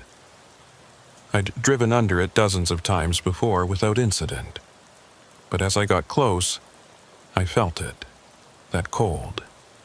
Slight, barely noticeable, but there. And the echo, when I passed underneath, lasted maybe a quarter second longer than it should have. I heard, very faintly, beneath the rumble of my engine, 3,412, 3,411, 3,410, a different voice than the one at mile marker 178, a different countdown starting from a different number, but the same pattern, the same warning. I got off at the next exit and took back roads for 50 miles before rejoining the interstate. I marked mile marker 189 on my map with a red X. Another thin spot, another potential trap. It's happening more often now. Or maybe I'm just more attuned to it, more sensitive to the warning signs. Either way, I'm encountering these places more frequently, and the countdowns are getting lower. The one at mile marker 178 was in the double digits when I escaped. This new one in Missouri started at 3,412, but who knows how long it's been counting? Who knows how low it'll get before it resets? I don't know what happens when one of these countdowns actually reaches zero without letting its captive driver escape. I don't know if the loop just continues forever, or if something worse happens, and I don't want to find out. So I keep driving. I keep listening to the echoes. I keep marking my map and avoiding the thin spots and hoping that I can stay ahead of whatever is happening to the highways. Sometimes I wonder if I should quit, find a different line of work, something that doesn't involve driving under hundreds of overpasses every week. But I can't, because if I quit, who will watch for the thin spots? Who will warn other drivers? This is my job now, not just hauling freight, but mapping the danger zones, documenting the places where reality gets thin, even if that documentation only exists in my head and on a hand-drawn map that I can't show to anyone who hasn't experienced it themselves. It's lonely, but then driving trucks was always lonely. At least now I have a purpose beyond just making deliveries. I'm a sentinel, a watchman, guarding against something most people don't know exists. And I'll keep doing it until the day comes when I hear an echo that lasts too long, and I can't escape in time, and I join all those other drivers who got caught in the loops and never came back. But not yet. Not today. Today, I drive. I listen. I watch. And I count. I still drive I-70 sometimes. Not the Indiana section, not anywhere near mile marker 178, but other stretches. Illinois, Kansas, Colorado. And every time I see an overpass ahead, just for a moment, I feel it. The anticipation. The fear. The terrible curiosity about what might happen if I let myself get caught again. Because part of me wants to go back. Wants to understand. Wants to see more of that impossible space between realities. To learn what the overpasses really are, and why they trap drivers and what the countdowns mean. But I resist. I keep driving. I pass under the overpasses quickly, listening to the echoes, counting them down. 1, 2, 3, 4. Someday I might stop resisting. Someday I might deliberately drive to mile marker 178 and pass under that overpass again, seeing if it will catch me, seeing what lies at the end of the countdown if you experience it fully and don't break free. But not today. Today, I have a delivery to make in Denver. The route takes me through Kansas, under 43 overpasses. I've counted them all on my map, checked their echoes in my memory. They're all clear, all safe. Probably. I start the engine. The familiar rumble of the Kenworth fills the cab, and for just a moment, I hear something beneath it. An echo, faint, distant. But there, 99, 98, 97, still counting, still waiting. I put the truck in gear and pull out of the rest stop. The highway stretches ahead of me, ribbons of asphalt disappearing into the distance, and somewhere out there, spaced along these roads like dark pearls on a string, are the overpasses. I'll drive under them all, I don't have a choice, but I'll listen to every echo, count every second, watch for the warning signs, because now I know what the overpasses are. They're not just bridges carrying roads over roads. They're doorways, thin places, cracks in the skin of reality, and something on the other side is counting down. When it reaches zero, really reaches zero, not just a reset, but an actual ending, something will happen. Something will come through. Or maybe something will pull us all through to the other side. I don't know which. I just know that I hear the countdown every day, every time I drive under an overpass. And it's getting lower, always lower, counting down to something that I hope I'll never see, but probably will, someday, when the echo lasts just a little too long, and I can't escape in time, and the countdown reaches zero. I'll find out then. We all will.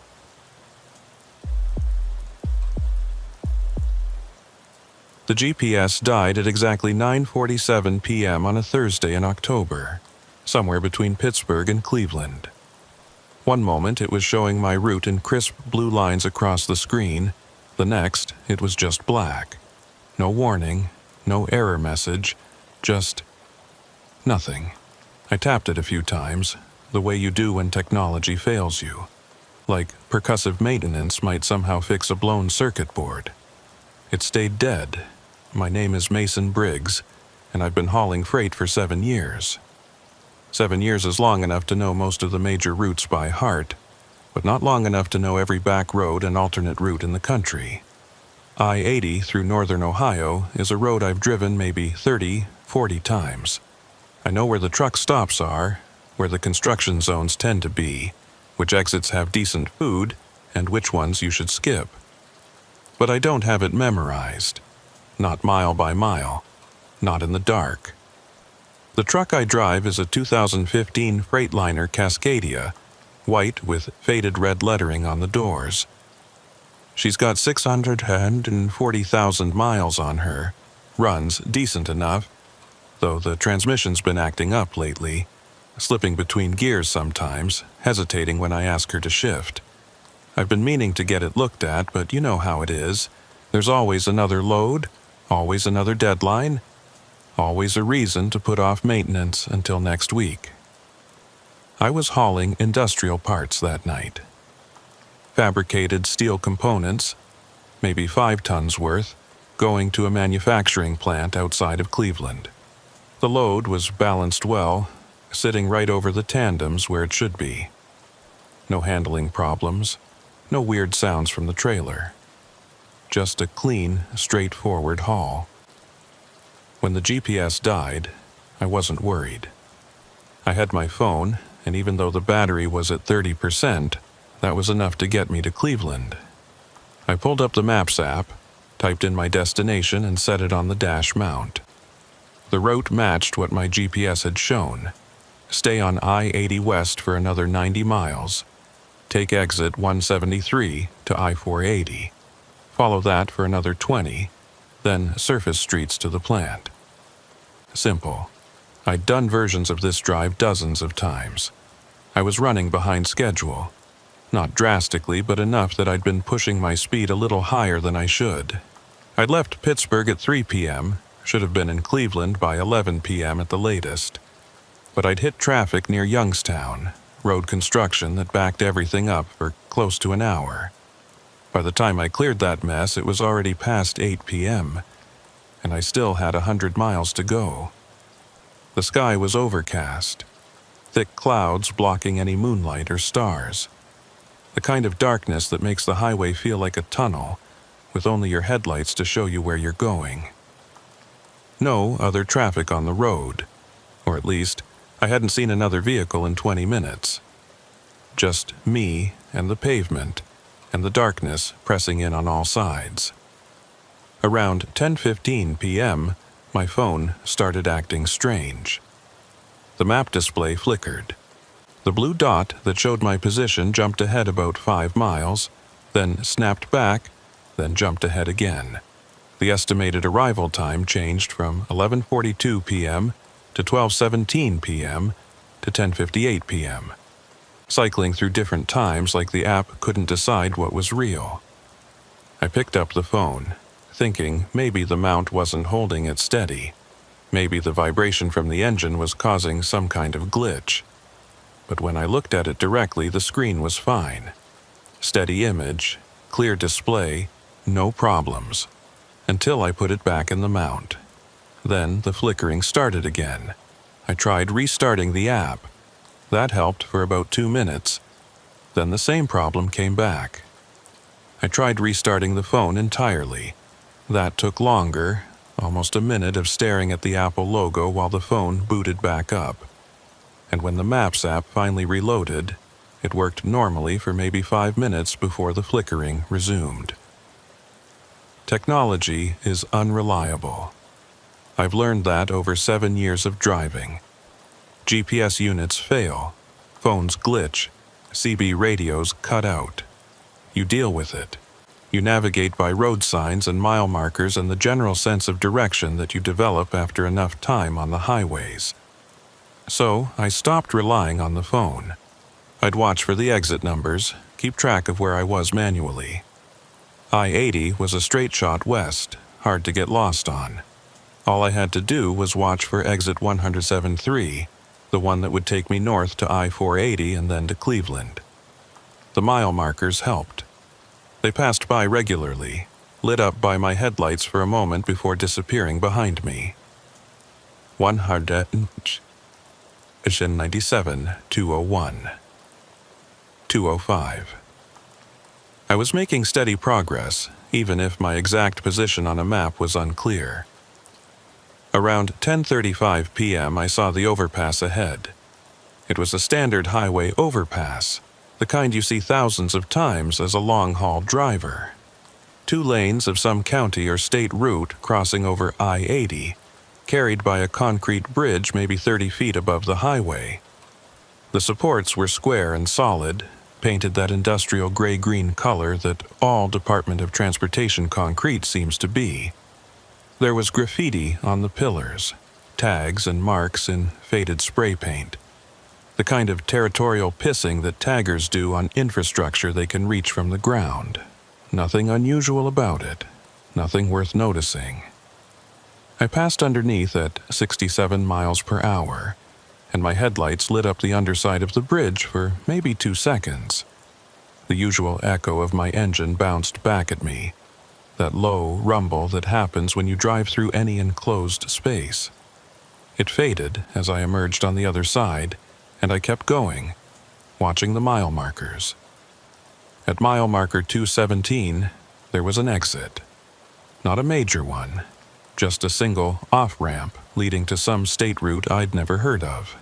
The green sign reflected my headlights. Exit 217 SR534N, local traffic only. No gas stations advertised, no food, no lodging, just an exit to nowhere. I kept going. Cleveland was still 50 miles ahead, and I didn't need to stop. But as I passed the exit, something made me glance in my side mirror. Just a reflex, just checking my surroundings the way you're trained to do. And in the mirror, I saw the overpass I'd just driven under. Except I hadn't driven under an overpass at mile marker 217. The overpass had been at least 8 miles back, maybe 10. I remembered passing it, remembered checking the mile marker right after. It had been at mile 209 or 210, somewhere in that range. But there it was in my mirror, receding behind me. The same square supports, the same gray-green paint, the same faded graffiti tags. I must have been mistaken about the first one. Must have misread the mile marker or not checked it at all. Easy mistake to make when you're tired and running behind schedule and your GPS is dead. I focused on the road ahead. The miles continued to click by. 19, 221, 225. The highway stretched out in front of me, empty and straight. Still no other traffic. The clouds above were getting thicker, and I thought I felt a few drops of rain hit the windshield, but it didn't develop into anything steady, just the occasional spatter. My CB radio was on, but quiet. The only sounds were the hum of my tires on asphalt and the steady rumble of the engine. I'd been listening earlier, catching bits of conversation from other drivers, but for the past half hour there had been nothing. Just static. Either I was too far from anyone else, or everyone had gone quiet for the night. At 10:52 p.m. I saw another overpass ahead. Same design as before. Same square supports, same gray-green paint. Even from a quarter mile away I could see the graffiti tags on the pillars. The same tags I'd seen on the other overpasses. I slowed down slightly from 67 to about 60 as I approached. My headlights swept across the supports and I could see them clearly now. The tags were identical. Not similar. Identical. The same spray-painted designs, in the same locations, in the same colors. This was the same overpass. The exact same one I'd already passed under twice. But that didn't make sense. Overpasses are unique. Even when they look similar, even when they're built from the same basic design, there are always differences. Different graffiti, different weathering patterns, different stains from years of rain and exhaust. Unless someone had built 3 identical overpasses within 20 miles of each other, which seemed unlikely, but not impossible. I passed underneath it, and the echo of my engine was the same. That low rumble, bouncing off the concrete, lasting maybe 2 seconds before fading. Normal. Exactly what you'd expect. I emerged on the other side and checked the mile marker. 229. 12 miles since the last overpass. That was about right, actually. Overpasses aren't evenly spaced. They appear wherever roads need to cross, sometimes close together, sometimes far apart. I was overthinking this, seeing patterns where there weren't any. The stress of being behind schedule was making me paranoid. I reached for my water bottle, took a long drink. The water was lukewarm, slightly metallic tasting from sitting in the bottle for too long, but it helped. Cleared my head a little. The rain started for real around 11:05 p.m. Not heavy, but steady enough that I had to turn on my wipers. The rhythmic sweep of the blades across the windshield was almost hypnotic. Sweep, pause, sweep, pause. The mile markers continued. 203, 237, 241. I should have been approaching exit 173 soon, the one that would take me north to I-480 in Cleveland. I watched for it, ready to signal and move into the right lane. But when I reached mile marker 245, there was no exit 173.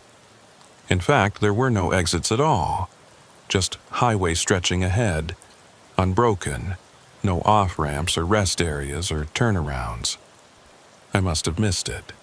Must have been looking at my water bottle or adjusting my mirror or something, and the exit passed by without me noticing. Except I hadn't been distracted. I'd been watching specifically for it, waiting for the green sign that would tell me where to turn. My phone was still mounted on the dash, the map app still flickering uselessly. I picked it up, tried to zoom out, get a sense of where I was on the larger route. But the app was frozen now, showing a portion of highway with no labels, no street names, just gray lines on a white background. I restarted the app again. It took longer this time to reload, and when it finally came back, it showed me in the middle of Lake Erie. That was impossible. I was definitely on I-80, definitely heading west through Ohio. The lake was north of me, at least 30 miles away. I tried the GPS feature on the phone itself, not the Maps app. It took a minute to load, then showed my position as unknown, unable to determine location. Okay, fine. I didn't need the phone. I'd just keep driving west, watch for the next major exit, and figure out my route from there. Maybe I'd overshot Cleveland entirely, maybe I'd need to double back. It would cost me time, but I'd still make the delivery before morning. The rain picked up, coming down harder now. My wipers moved faster, struggling to keep the windshield clear. Visibility dropped to maybe 100 feet, just the immediate road ahead illuminated by my headlights. At mile marker 249, I saw the overpass again. The same one. I was sure of it now. The same square supports, the same graffiti tags, the same everything. It rose out of the rain ahead of me like something emerging from water, and I passed under it at 55 miles per hour. Spray from my tires kicking up on either side. The echo was longer this time. My engine's rumble bounced back at me and kept going, kept rolling for 4 or 5 seconds after I emerged. Long enough that I noticed it, long enough that it felt wrong. But echoes could be strange in the rain. Sound traveled differently when there was moisture in the air, bounced off surfaces at odd angles. I'd heard weird echoes before, on other drives, in other weather conditions.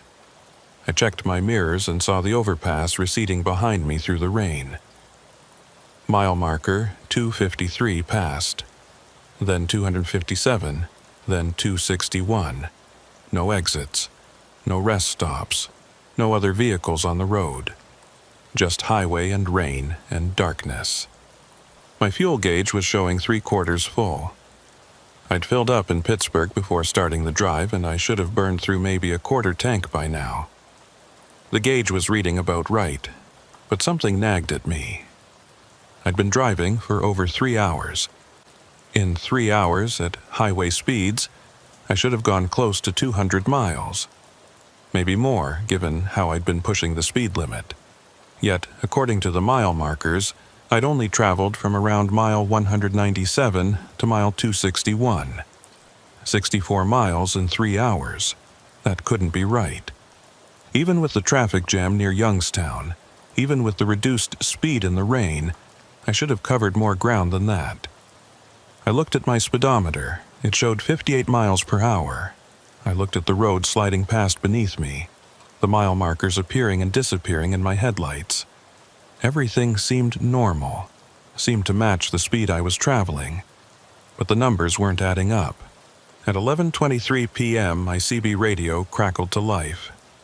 "Anyone out there on I-80 westbound? This is Nolan. I'm around mile marker 260. Anybody listening?" Relief flooded through me. Another driver. Someone else on this road, someone I could talk to, maybe someone who could confirm that I wasn't losing my mind. I grabbed the handset. "Nolan, this is Mason Briggs. I'm also westbound on 80, just past mile marker 261. Where you headed?" A pause longer than normal radio lag. Then, "Cleveland, you?" "Same, Cleveland.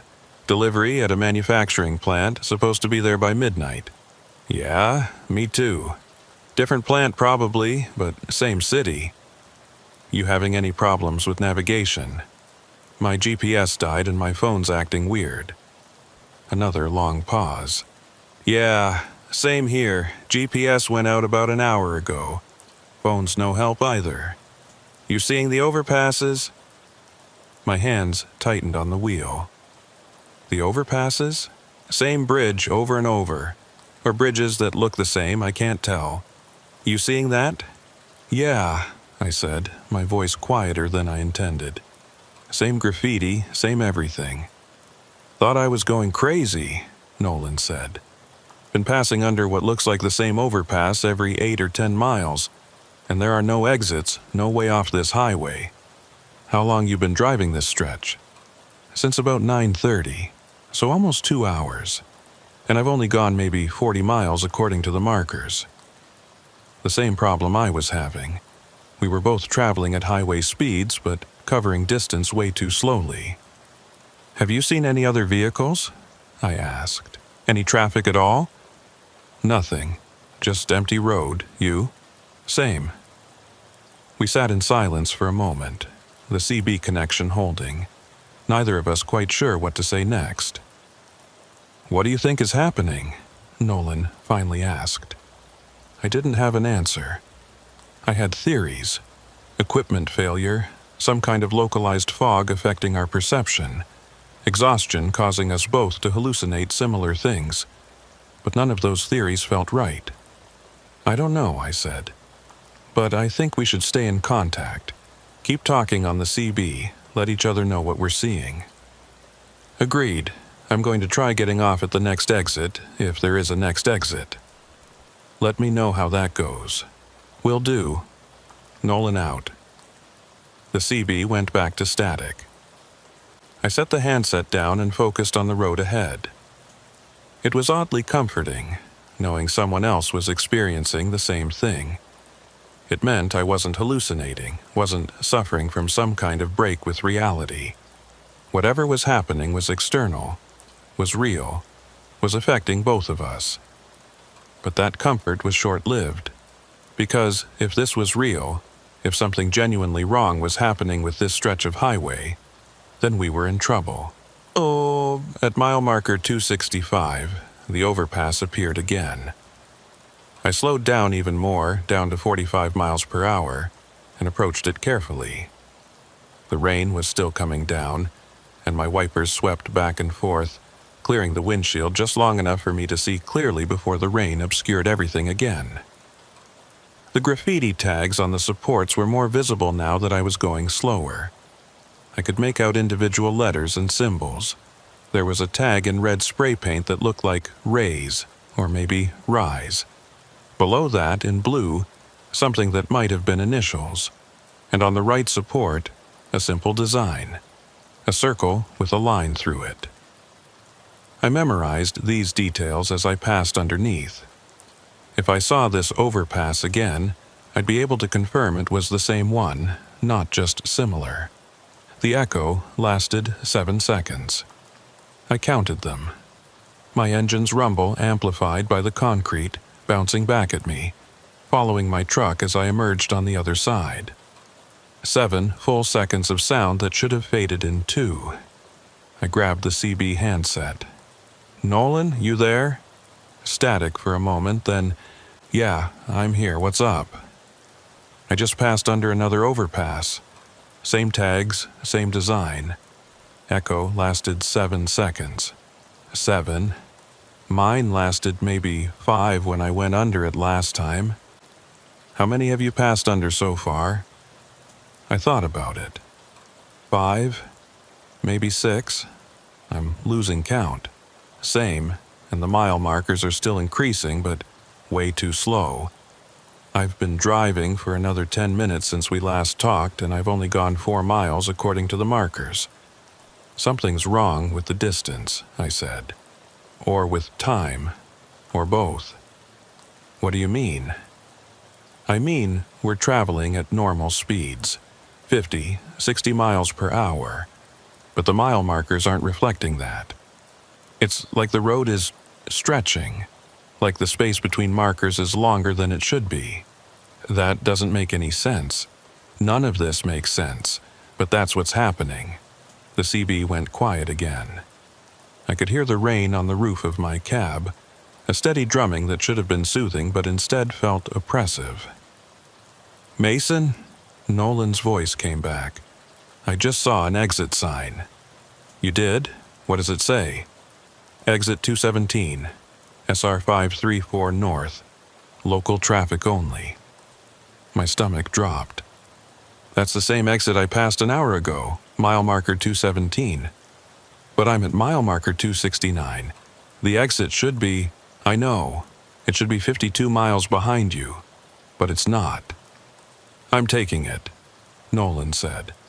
I'm getting off this highway. Whatever this is, I'm done with it. Wait, maybe we should, but he was already gone. I heard the change in his engine noise through the CB, the slight shift in tone as he decelerated. I heard his air brakes hiss. Then the CB went dead. Not static, not Nolan signing off, just complete silence, like the radio had been unplugged. I keyed the mic. Nolan, you there? Nothing. I tried different channels, cycling through them one by one. Every channel was silent. Not even the background static that you usually get on CB radio. Just nothing. I was alone again. Mile marker 273 passed, then 277, then 281. The rain was easing up, tapering off to a light drizzle.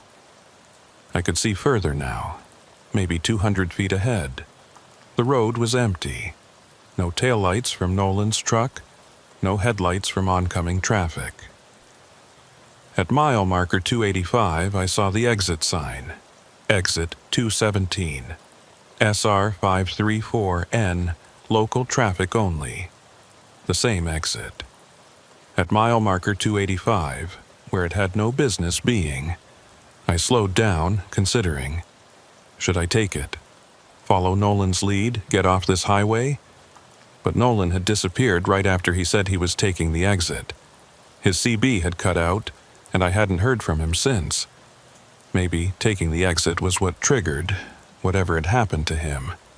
Or maybe staying on the highway was the problem, and taking the exit was the escape. I couldn't decide. My foot hovered between the accelerator and the brake as the exit approached. At the last second, I stayed on the highway, passing the off-ramp. In my side mirror, I watched the exit recede behind me, and beyond it, barely visible in the darkness, I saw something that made my breath catch. There was a truck on the exit ramp. A semi pulled halfway off onto the shoulder, its hazard lights blinking. I couldn't tell the make or color in the darkness and rain, but it was there. Stopped. Abandoned. Was it Nolan's truck? Had he broken down immediately after taking the exit? I should turn around. I should go back and check on him. But I couldn't turn around. Not on the highway, not with a loaded trailer, and there had been no exits to turn around at, no crossovers in the median. I kept driving, telling myself I'd find the next exit, loop back, check on the truck I'd seen. But I knew, even as I thought it, that there wouldn't be a next exit. Or if there was, it would just be exit 217 again, leading to the same off-ramp, the same abandoned truck. The overpass at mile marker 289 looked different. It took me a moment to realize why. The graffiti tags were in different positions. The red Raise Rise tag was on the left support instead of the right. The circle with the line was missing entirely, replaced by some other symbol I couldn't make out in the quick glimpse I got while passing underneath. This was a different overpass, finally, a different one. Or was it the same overpass, changed somehow? Rearranged. The echo, when I passed under it, lasted 9 seconds. I counted them carefully, watching my rearview mirror the whole time, seeing the overpass recede behind me while the sound of my engine continued to bounce back from it. 9 seconds was impossible. Sound didn't work that way. Even accounting for weather and atmospheric conditions and anything else you could think of, an echo shouldn't last 9 seconds. But it did. My hands were shaking on the steering wheel. I forced myself to take deep breaths to stay calm. Panic wouldn't help. I needed to think clearly, needed to figure out what was happening and how to get out of it. Mile marker 293, still increasing, still moving forward even if the rate was wrong. I checked my fuel gauge again. Still 3/4 full, exactly the same as the last time I'd checked, maybe 15 minutes ago. The needle hadn't moved at all. That wasn't normal either. 15 minutes of highway driving should burn through at least a 1/16 of a tank, maybe more depending on load and speed. But my gauge showed no change. Was it broken? Or was I not actually consuming fuel? The latter seemed impossible, but then again, everything about this night seemed impossible. At 11:47 p.m., my phone battery died. The screen went black mid-flicker, and when I tried to turn it back on, I got nothing. Not even the low battery symbol, just a dead piece of glass and metal. I was completely cut off now. No GPS, no phone, no CB radio that worked. Just me and the truck and the highway that wouldn't end. The miles continued. 297, 301, 305. Every 8 to 12 miles I'd pass under another overpass. Sometimes it looked like the original one, with the same graffiti pattern. Sometimes it looked different, with tags in different locations or different colors, but there was always an overpass. Always that square support design painted in gray-green, and the echoes kept getting longer. 11 seconds, 13 seconds, 15 seconds. By mile marker 317, when I passed under what must have been my 10th or 12th overpass, the echo lasted 23 seconds. Almost half a minute of my engine's sound bouncing back at me. Impossibly sustained, impossibly loud. And within that echo, I started to hear other things. Not words, not voices exactly, but patterns, rhythms, like there was some kind of information encoded in the sound, some message I was supposed to understand but couldn't quite parse. I pressed down on the accelerator, pushing my speed up to 70, trying to put distance between myself and the overpass. But the echo followed, staying with me, only fading after that full 23 seconds had elapsed. At mile marker 321, exit 211 appeared again. I almost took it this time, almost slowed down and moved into the right lane. But I remembered the truck I'd seen on the exit ramp, abandoned and alone. I remembered how Nolan's CB had cut out right after he said he was taking the exit. Whatever was at the end of that off-ramp, I didn't think it led to safety. I stayed on the highway and watched the exit pass by. And once again, in my mirror, I saw a truck on the exit ramp. Different truck this time. Or at least in a different position. This one was fully on the ramp, not just halfway off the highway. Its headlights were off, its cab dark. How many drivers had gotten off at exit 217? How many trucks were stranded on that ramp? The thought made my skin crawl. Mile marker 325 approached. I realized with a start that I'd been driving for over 4 hours now. 4 hours that should have taken me close to 300 miles from Pittsburgh to Cleveland and beyond. But according to the mile markers, I'd only covered 128 miles. And I was nowhere near Cleveland. I was nowhere at all, trapped on an endless stretch of I-80 that recycled the same overpasses and the same exit over and over. My logbook was sitting on the passenger seat, a physical record of my hours and miles. I picked it up, flipped to today's page, and looked at my last entry. 9:47 p.m. Mile 197.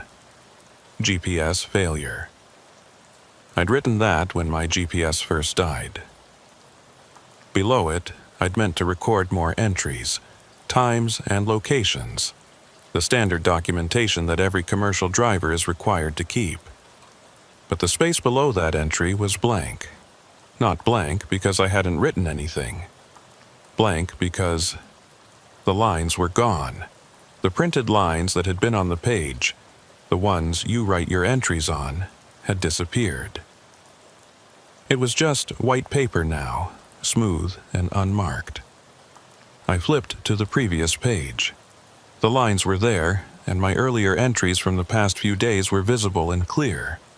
I flipped forward to tomorrow's page. The lines were there too, ready to be filled in. But today's page, below my 9:47 p.m. entry, was just blank paper. I tried to write in the space where the lines should have been. My pen moved across the paper, leaving marks, forming letters. But as soon as I finished a word and moved on to the next, the previous word faded. The ink disappeared, absorbed by the paper or evaporating or simply ceasing to exist. I couldn't document this. Whatever was happening, I couldn't write it down. The logbook wouldn't allow it. Or something wouldn't allow it. I threw the logbook back onto the passenger seat and gripped the steering wheel with both hands. My heart was pounding, my breath coming in short gasps. I was starting to lose it, starting to feel the edges of panic creeping in. Focus, I told myself. You're a professional driver. You've handled worse situations than this. Stay calm, stay alert, keep driving. But had I handled worse situations? What situation could possibly be worse than being trapped on an impossible highway, where distance and time didn't work correctly, where overpasses appeared over and over, where exits led to abandonment? At mile marker 329, I saw headlights in my rearview mirror. Finally, another vehicle, another driver, someone else sharing this nightmare with me. The headlights were maybe half a mile back, closing slowly. I couldn't tell what kind of vehicle it was. Could have been another truck, could have been a car. But it was there, and it was real. And I wasn't alone. I reached for the CB handset, even though I knew it wasn't working. Tried to call out anyway. This is Mason Briggs, westbound on I-80. If anyone can hear me, I'm at mile marker 329, and there's a vehicle behind me. Please respond. Static silence. The headlights grew closer. I could see them more clearly now in my mirror. They were slightly different heights, the way truck headlights are, not the symmetrical pattern of a car. It was another semi. Relief washed over me. Another trucker. Someone who might have a working CB, or a working phone, or just the company of another human being who could confirm that this was really happening. The truck closed the distance between us, moving faster than I was. It pulled up behind me, maybe 50 yards back, and matched my speed. Just followed me, maintaining that distance. I tried the CB again. Driver of the truck behind me, this is Mason Briggs. Can you hear me? Are you experiencing the same problems I am? No response. I flashed my brake lights a few times, the universal signal for, I see you, let's communicate. The truck behind me flashed its lights back. Okay. Good. We could at least signal each other, even if voice communication wasn't working. But the truck didn't try to pass me, didn't try to pull alongside. It just followed, maintaining that 50-yard gap. At mile marker 333, we approached another overpass together. I passed underneath first, and the echo that came back was the longest yet. 37 seconds. More than half a minute of sound that rolled and bounced and seemed to gain complexity as it went, adding layers and harmonics that my engine alone couldn't possibly produce. The truck behind me passed under the overpass a few seconds after I did, and I watched in my mirror as it entered the space beneath the bridge, and didn't come out. I watched, waiting for it to emerge on the other side, waiting to see its headlights reappear. They didn't. The truck had entered the space under the overpass and simply stopped existing, or stopped being visible, or went somewhere else. I slammed on my brakes, bringing my truck to a stop right there in the middle of the highway. My air brakes hissed, and the truck shuddered as it came to rest. I stared at my rearview mirror, at the overpass receding behind me in the darkness. No truck, no headlights, nothing. But it had been there. I'd seen it. I hadn't imagined it. Had I? I sat there in the middle of the highway for 5 minutes, maybe 10. Engine idling, lights on, staring at my mirrors and waiting for the truck to reappear. Waiting for some sign that I hadn't just witnessed something impossible. The highway remained empty. No truck behind me, no traffic ahead of me. Just silence and darkness, and the gentle patter of rain that had started up again. Eventually, I knew I had to keep moving. Sitting here wouldn't accomplish anything. Wouldn't bring back the truck that had disappeared, wouldn't make my GPS work, wouldn't magically transport me to Cleveland. I released the air brakes and started driving again, bringing my speed back up to 60. The miles continued to pass. 337, 341, 345. My mind kept replaying what I'd seen. The truck following me, its headlights clear in my mirrors. The overpass approaching. The truck entering the space beneath the bridge and not emerging on the other side. Where had it gone? The same place Nolan had gone when he took exit 217? The same place all those abandoned trucks on the exit ramp had gone? Was there a pattern? Were vehicles disappearing when they made certain choices, taking exits, passing under overpasses at certain times or in certain ways? Or was it random, arbitrary, just bad luck? I didn't know. I couldn't know, and not knowing was almost worse than the disappearances themselves. At mile marker 349, I saw something new. A rest area sign. Rest area 2 miles. Gas. Food, restrooms. I'd been driving for over 4 hours without seeing a single rest area. Now, suddenly, there was one. Should I trust it? Should I pull off? But what choice did I have? My fuel gauge still showed 3/4 full, but I didn't trust that reading anymore.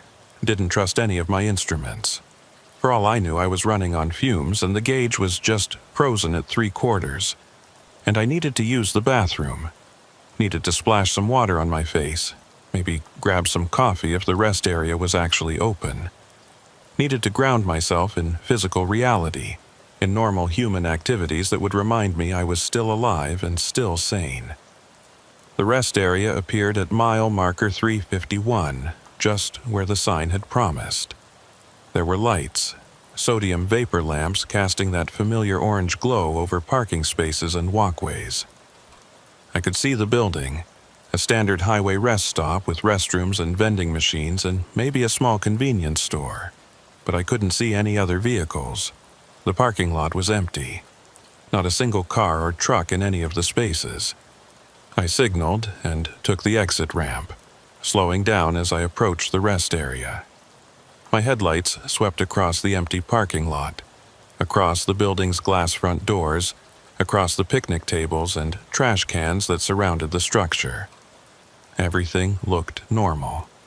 Everything looked exactly like every other rest area I'd stopped at in 7 years of driving, except for the absence of people.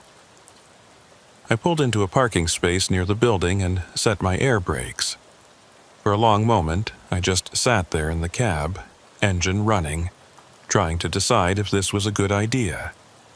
but I needed to stop. Needed to get out, stretch my legs, use the bathroom. I couldn't just drive forever. I turned off the engine and climbed down from the cab. The night air was cool and damp, heavy with the smell of rain and asphalt. The sodium vapor lamps hummed above me, and somewhere in the distance I heard what might have been traffic on the highway, or might have been something else. The building's front doors were unlocked. They slid open automatically as I approached, and I stepped into a standard rest area interior. Tile floors, fluorescent lights, arrows pointing to the men's and women's restrooms. A vending machine area off to one side, and what looked like a small coffee bar that was currently closed. But something was wrong with it. The proportions were off somehow, like everything was slightly the wrong size or at slightly the wrong angle. The hallway to the restroom seemed too long, stretching further than it should. The ceiling seemed too high, the lights too far above me. I walked toward the men's room, my footsteps echoing strangely in the empty space. The echo didn't sound right, didn't have the crisp quality you'd expect from tile and concrete. It was muffled, absorbed, like the sound was traveling into the walls instead of bouncing off them. The restroom was standard. Sinks, urinals, stalls, everything clean and well maintained. I used the facilities, then went to the sinks to wash my hands. The water that came out of the faucet was cold. Not cool, cold. Almost freezing, like it had been sitting in pipes underground for years. I washed my hands quickly, then looked up at the mirror above the sink. My reflection looked wrong. Not drastically wrong, not obviously wrong, but wrong in subtle ways that I couldn't quite identify. The angle of my face was slightly off, maybe, or the way the light fell across my features. My eyes seemed darker than they should be, the shadows beneath them deeper. I looked tired, more tired than I felt. I stared at my reflection for a long moment, trying to figure out what was bothering me about it. And then I realized my reflection wasn't mimicking my movements quite right. When I raised my hand to touch my face, my reflection raised its hand a split second later. When I blinked, my reflection blinked after a tiny delay. The delay was barely noticeable, maybe a tenth of a second, maybe less, but it was there, consistent. My reflection was lagging behind reality. I backed away from the mirror quickly, my heart pounding again. This was wrong. Everything about this place was wrong. I needed to get out of here, needed to get back to my truck and back on the highway, even if the highway was broken too. I walked quickly out of the restroom, through the main building, toward the exit. My footsteps echoed, that same muffled echo that sounded like it was being absorbed by the walls. Behind me, I heard other footsteps. I spun around. The rest area was empty. No one else was there. But I could still hear the footsteps. They matched my rhythm, matched my pace. When I stopped, they stopped. When I started walking again, they started again. I wasn't alone in this building. I ran, sprinted toward the exit doors, which slid open too slowly, forcing me to turn sideways and squeeze through before they were fully open. The parking lot outside looked different now. The sodium vapor lamps were dimmer, and there were shadows where there shouldn't have been shadows. The angles of the light didn't make sense, didn't match the positions of the lamps. My truck was where I'd left it, solid and real in the middle of all this strangeness. I ran to it, climbed into the cab, started the engine. The familiar rumble of the diesel motor was the most comforting sound I'd heard all night. I didn't bother with mirrors or turn signals. I just put the truck in gear and pulled out of the parking space, heading for the exit that would take me back to the highway. The exit ramp curved around, merging back onto I-80. I accelerated, putting distance between myself and the rest area as quickly as possible. In my side mirror, I watched the rest area recede behind me. The lights were flickering now, going on and off in no particular pattern, and I could see figures standing in the parking lot. Multiple figures, maybe a dozen or more, all standing perfectly still, all facing the direction my truck had gone. I looked away from the mirror, focused on the road ahead. I didn't want to know what those figures were, didn't want to know if they were human or something else. Mile marker 353. I was back on the highway proper, back in the weird loop of repeating overpasses and impossible distances. But at least I was moving. At least I was away from that rest area. My fuel gauge, I noticed, was now showing half full. It had dropped from 3/4 to half while I was parked at the rest area. That didn't make sense.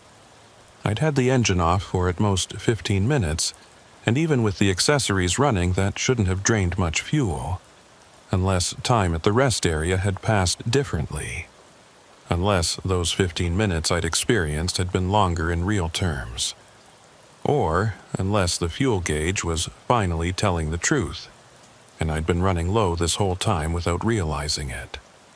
Either way, I needed to be more careful about fuel consumption. If the gauge was accurate, I had maybe 200 miles left before I'd run out.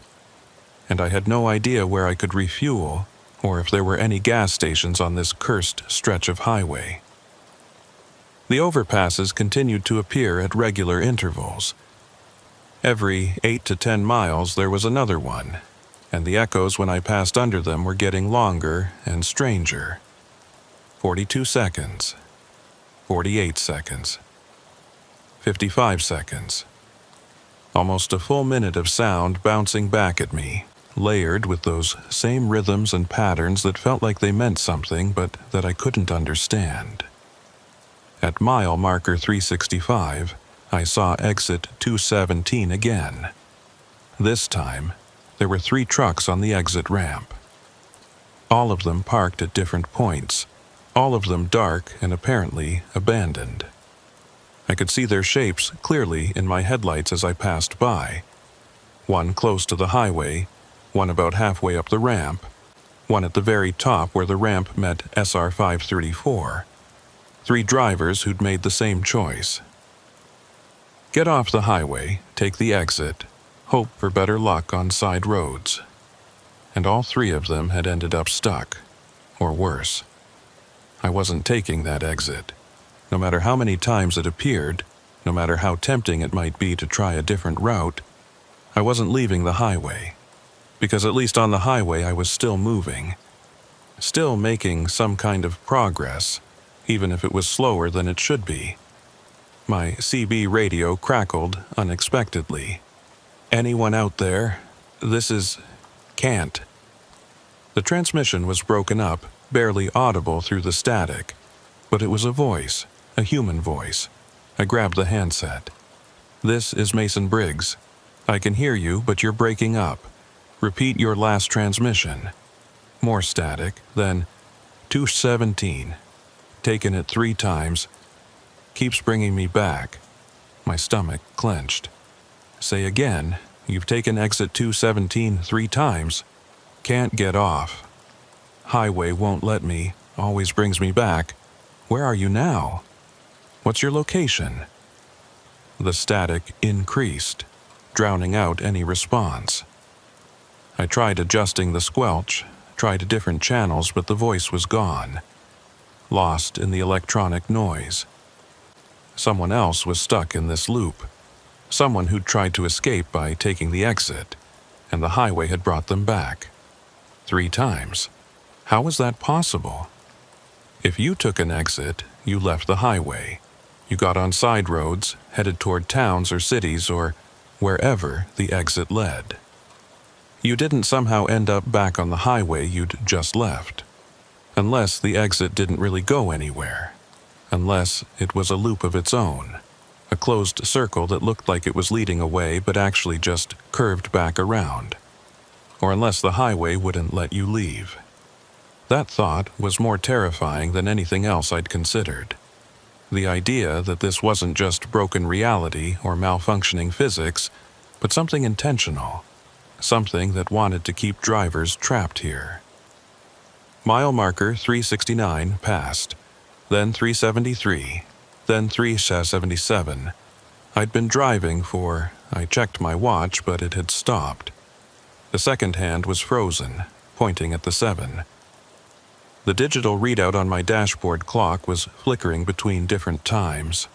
12:14 a.m., 11:52 p.m., 1:37 a.m., 10:05 p.m., cycling through them randomly. Time wasn't working anymore, not in any consistent way. How long had I been on this highway? It felt like hours, but it could have been minutes or days. I couldn't tell. My body felt tired, but not exhausted. Hungry, but not starving. Thirsty, but not desperately so. All of my physical needs seemed to be suspended at a medium level, neither increasing nor decreasing as time passed, or as time didn't pass. At mile marker 381, I saw something that made me slow down. There was a car on the shoulder of the highway, not a truck, a regular sedan, maybe a Honda or Toyota. It was parked with its hazard lights on, and someone was standing next to it. A person, an actual person, not just a silhouette or a figure in the distance. I pulled over onto the shoulder about 50 feet ahead of the car, set my air brakes, and climbed down from the cab. The person near the car was a woman, maybe in her 30s, wearing jeans and a jacket. She looked up as I approached, and I could see relief on her face. "Thank God," she said. "I've been stuck here for hours. My car just died and I can't get it started again." I stopped a few feet away, cautious. "What's your name?" "Amanda. Amanda Hayes. Are you heading west? Can you give me a ride to the next town?" "There is no next town," I said. "Have you noticed anything strange about this highway? About the overpasses or the mile markers?" She looked at me blankly. "Strange how?" "The overpasses repeating. The exit that keeps appearing. The way the distance doesn't match up with time. I don't know what you're talking about. I just need to get to a phone, call for a tow truck. Can you help me or not?" Something about this wasn't right. Her demeanor was too normal, too calm for someone who'd been stuck on the side of a dark highway for hours.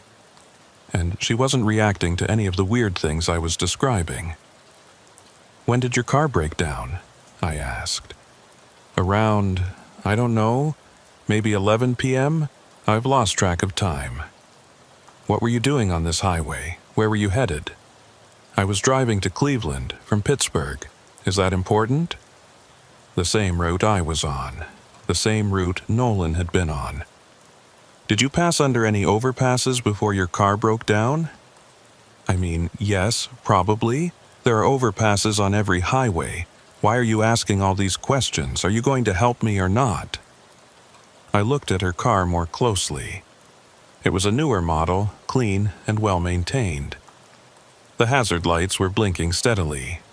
Nothing seemed damaged or broken from the outside, but when I looked at the license plate, my blood ran cold.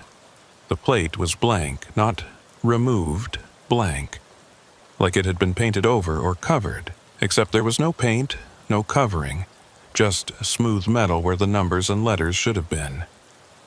"What's your license plate number?" I asked. Amanda looked confused. "What? Why? Just tell me. What's the number on your license plate?" "It's, She hesitated, looking uncertain. "I'm sorry, I can't remember. Is that weird? I should know my own plate number." "Amanda," I said slowly, "I don't think you're real." Her expression didn't change. "What do you mean?" "Of course I'm real. I'm standing right here talking to you. Your license plate is blank. You can't remember basic details, and you're not reacting to any of the impossible things happening on this highway. You're not making sense. Please, I just need a ride. Or at least use of your phone to call for help." I backed away from her, back toward my truck. "I can't help you. I'm sorry." "Wait, don't leave me here." But I kept backing up, kept moving toward my truck. Because the more I looked at Amanda, the more I noticed small things that were wrong. The way her jacket didn't quite sit right on her shoulders, like it was a size too big or too small. The way her shadow, cast by my truck's headlights, didn't quite match her movements. The way her eyes were just a little too dark, a little too empty. I climbed back into my cab and released the air brakes. Amanda was walking toward my truck now, moving faster than she should be able to, her expression changing from confused to something else, something angry. "You can't leave," she shouted. "You have to help. You have to—" I pulled back onto the highway, accelerating hard. In my mirror, I watched Amanda standing on the shoulder, getting smaller as I drove away. She didn't move after that initial approach, just stood there watching me leave. And then she flickered. Like a bad video signal, her image stuttered and broke up. For a moment, I could see through her to the guardrail behind. Then she was solid again. Then she flickered again. Then she was gone entirely. The shoulder was empty, and there was no car with hazard lights, no stranded driver. Just empty road. Mile marker 385, still westbound, still trapped. The overpasses were coming more frequently now.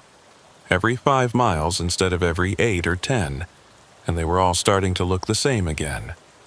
Identical graffiti, identical structure, identical everything.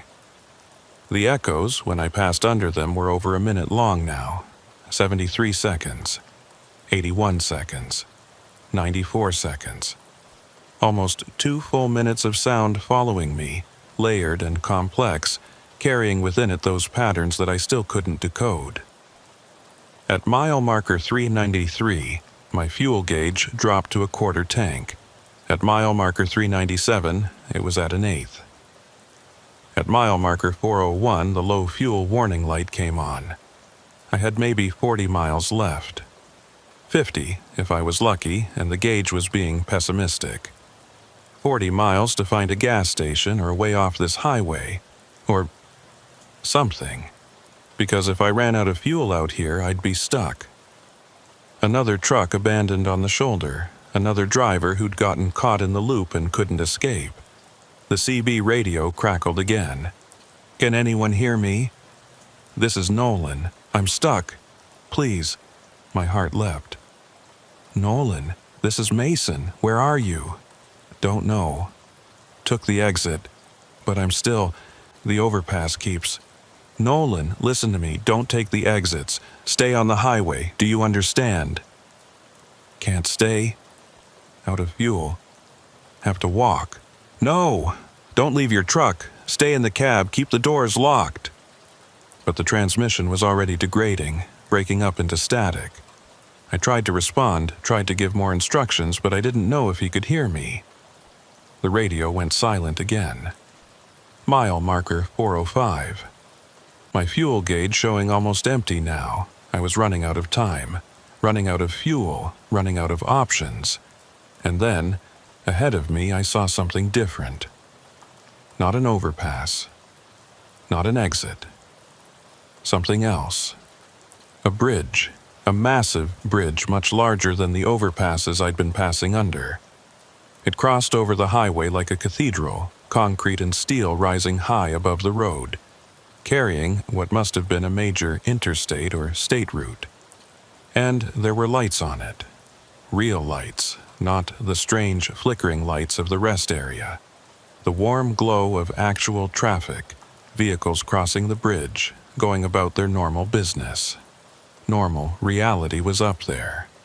Above me, just a few 100 feet away. I just had to reach it. I pressed down on the accelerator, pushing my speed up as high as I dared. The fuel gauge needle was touching empty now, the warning light flashing insistently. The bridge loomed closer. I could see the vehicles on it more clearly now.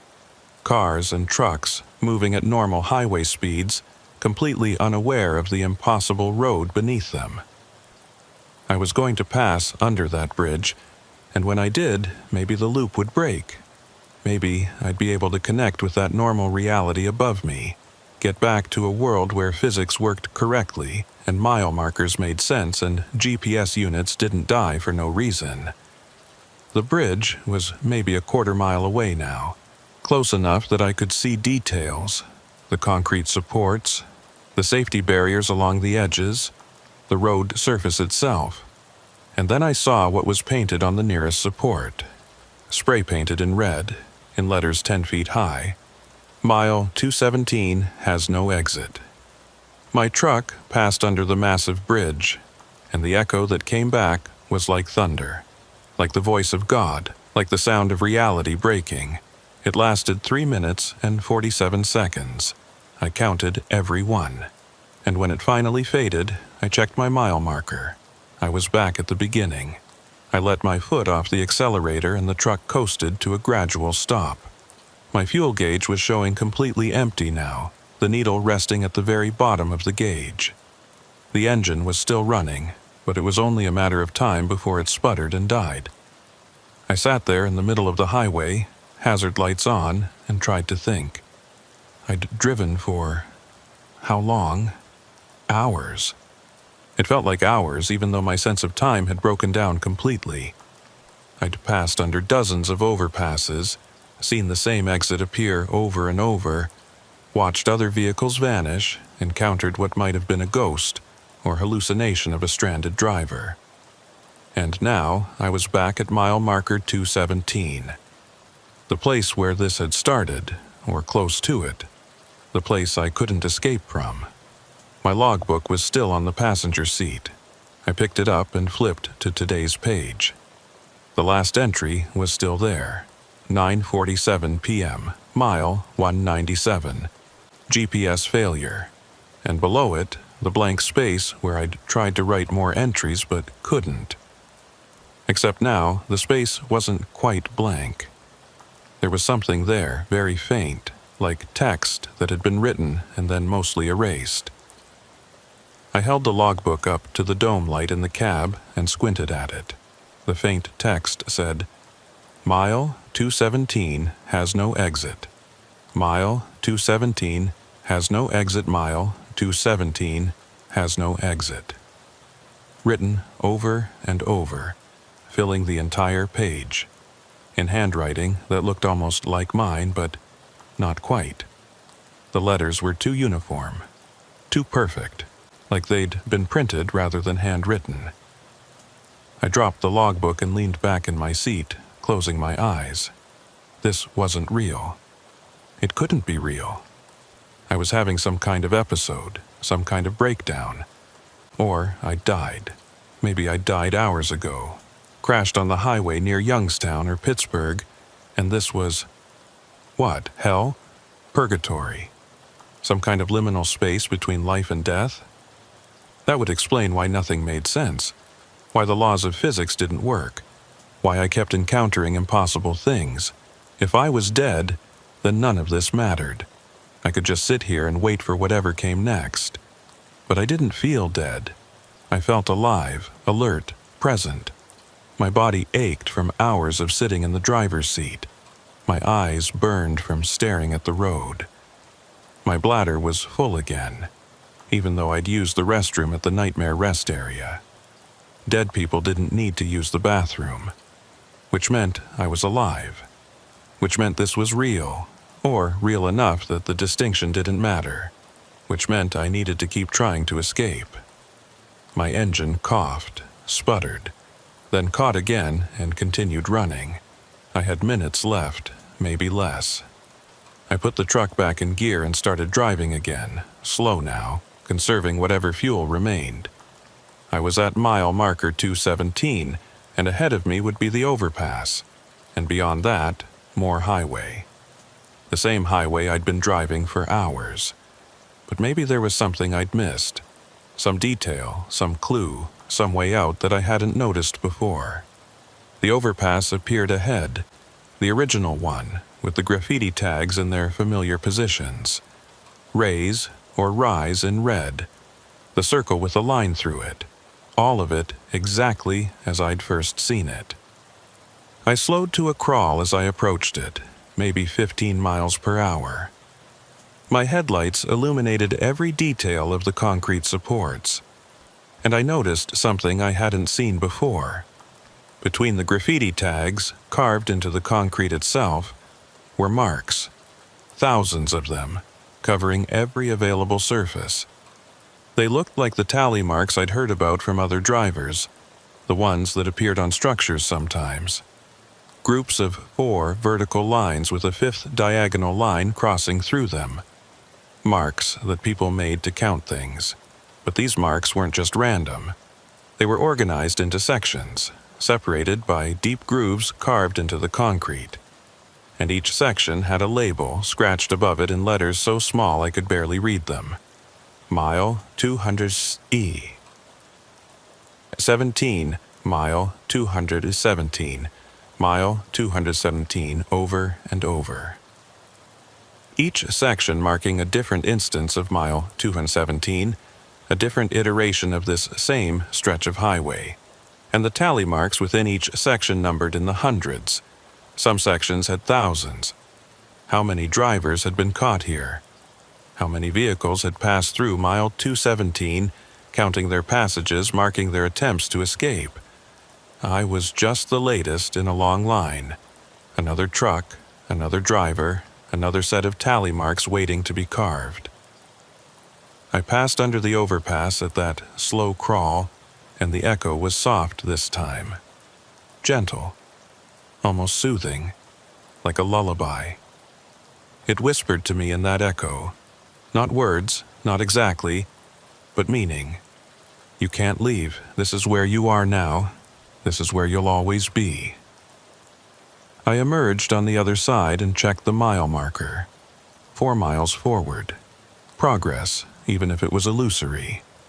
My engine coughed again. The power steering started to go as the engine lost pressure. I could feel the truck starting to die beneath me. I had maybe 2 miles left, maybe less. I kept driving, speed dropping to 10 miles per hour as the engine struggled. The mile markers passed slowly. 223, 225, and then I saw it. Something I hadn't seen before. A truck stop. An actual, honest-to-God truck stop, with fuel pumps and a building and lights and everything. It appeared at mile marker 227, right where it had no business being. I'd passed mile marker 227 multiple times during my endless loop, and there had never been a truck stop there before.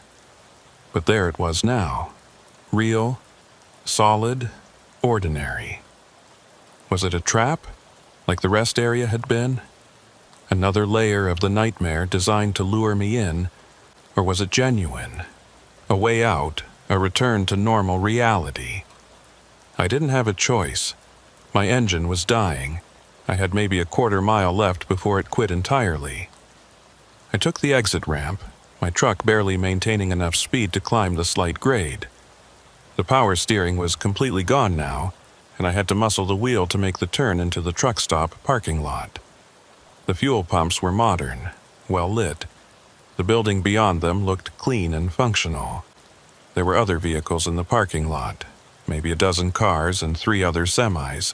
Normal vehicles, normal people, normal reality.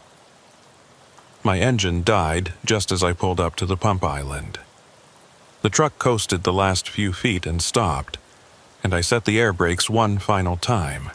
I sat in the cab for a long moment, breathing hard, my hands shaking on the wheel. I'd made it.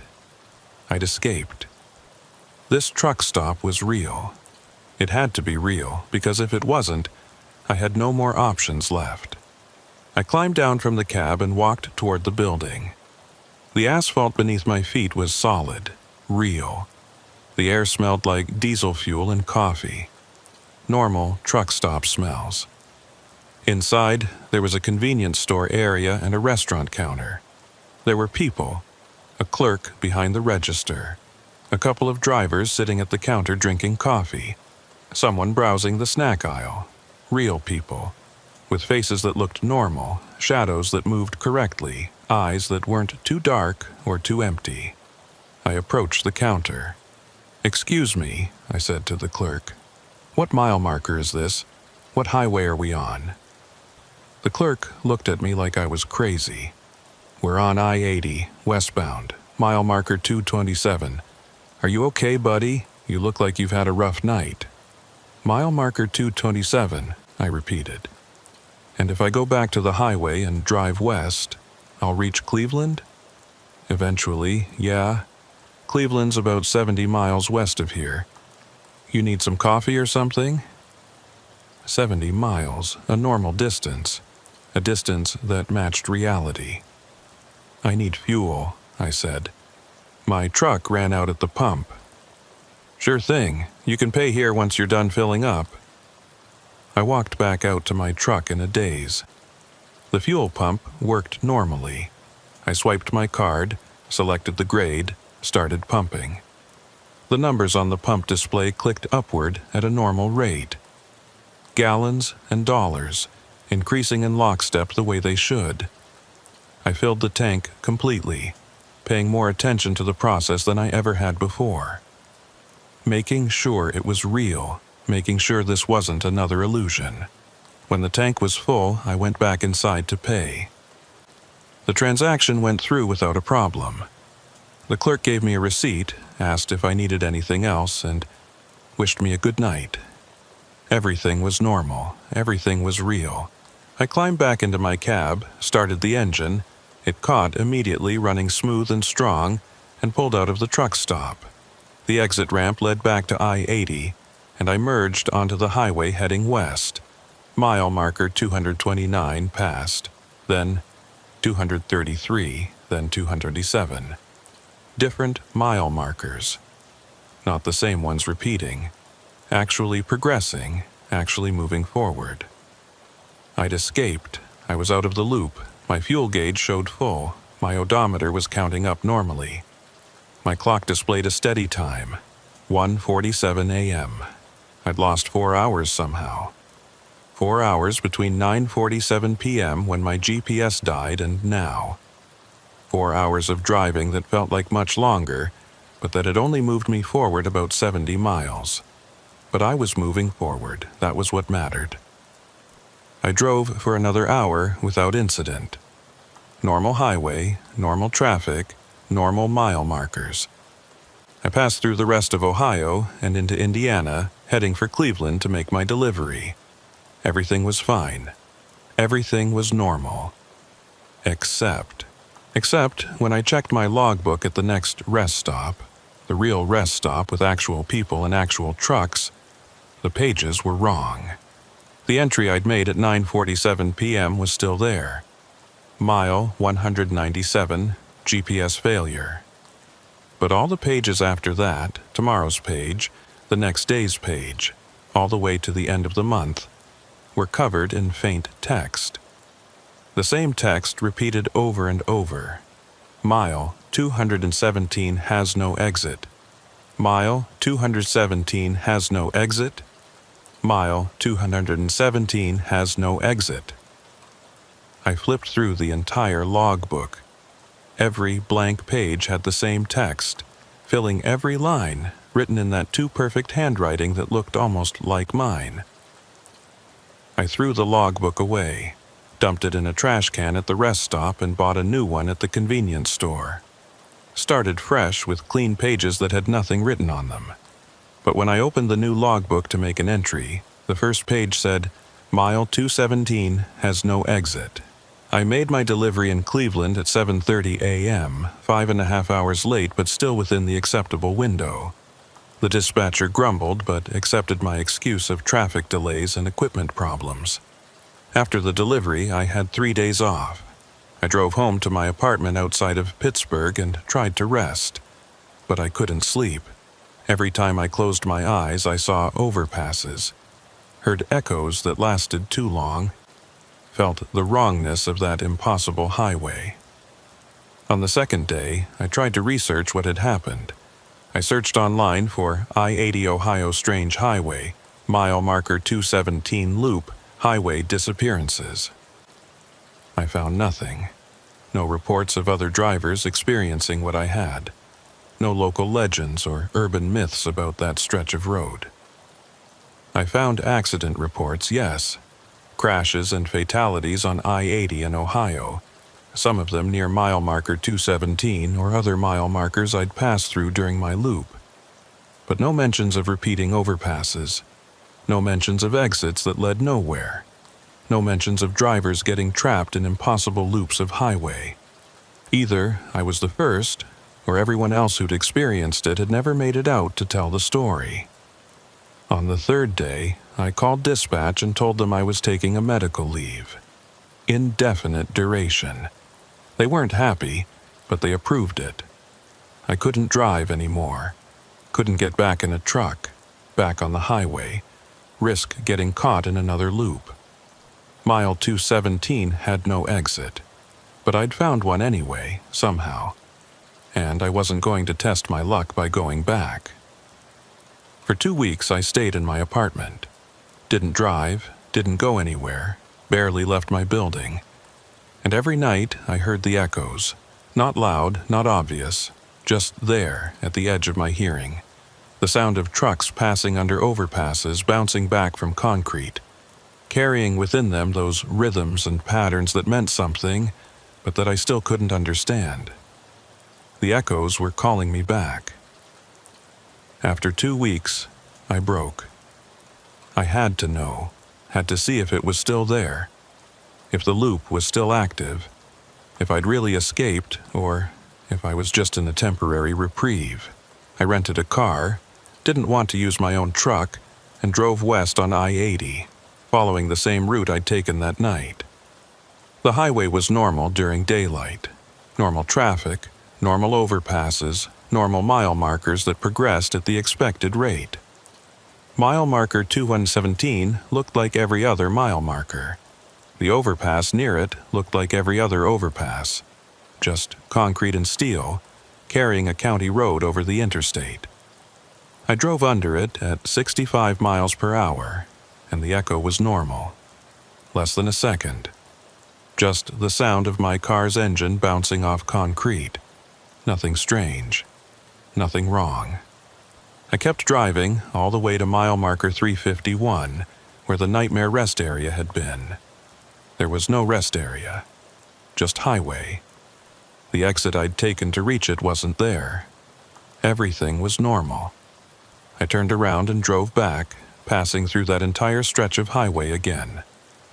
Mile marker 351 to 217, retracing my route from that night. Nothing unusual happened. No loops, no repeating overpasses, no impossible distances.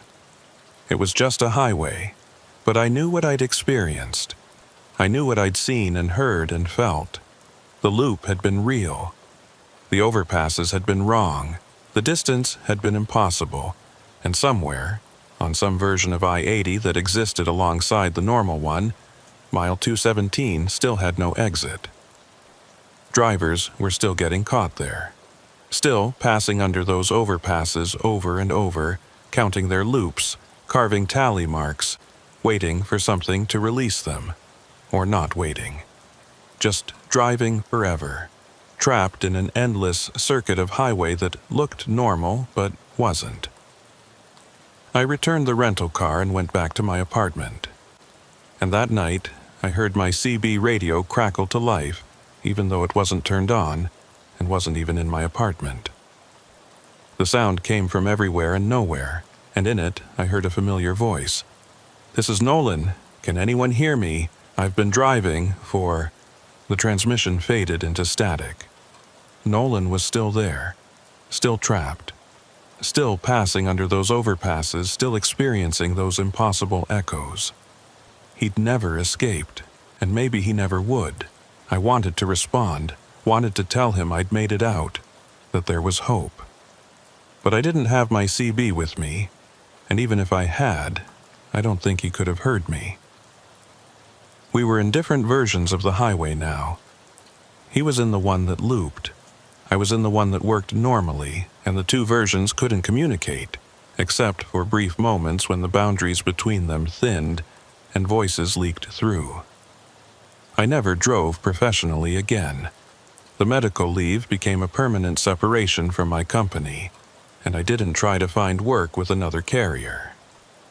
7 years as a truck driver ended with one impossible night on I-80 in Ohio. I got a different job. Office work, data entry, something that kept me indoors and away from highways. It paid less, but I didn't care. I needed to be somewhere stable, somewhere real, somewhere that followed normal rules. But the highway followed me anyway. In my new logbook, the one I'd bought to replace the one covered in that repeating text, the entries started appearing on their own. I'd open it to a blank page to record something, and the page would already have text on it.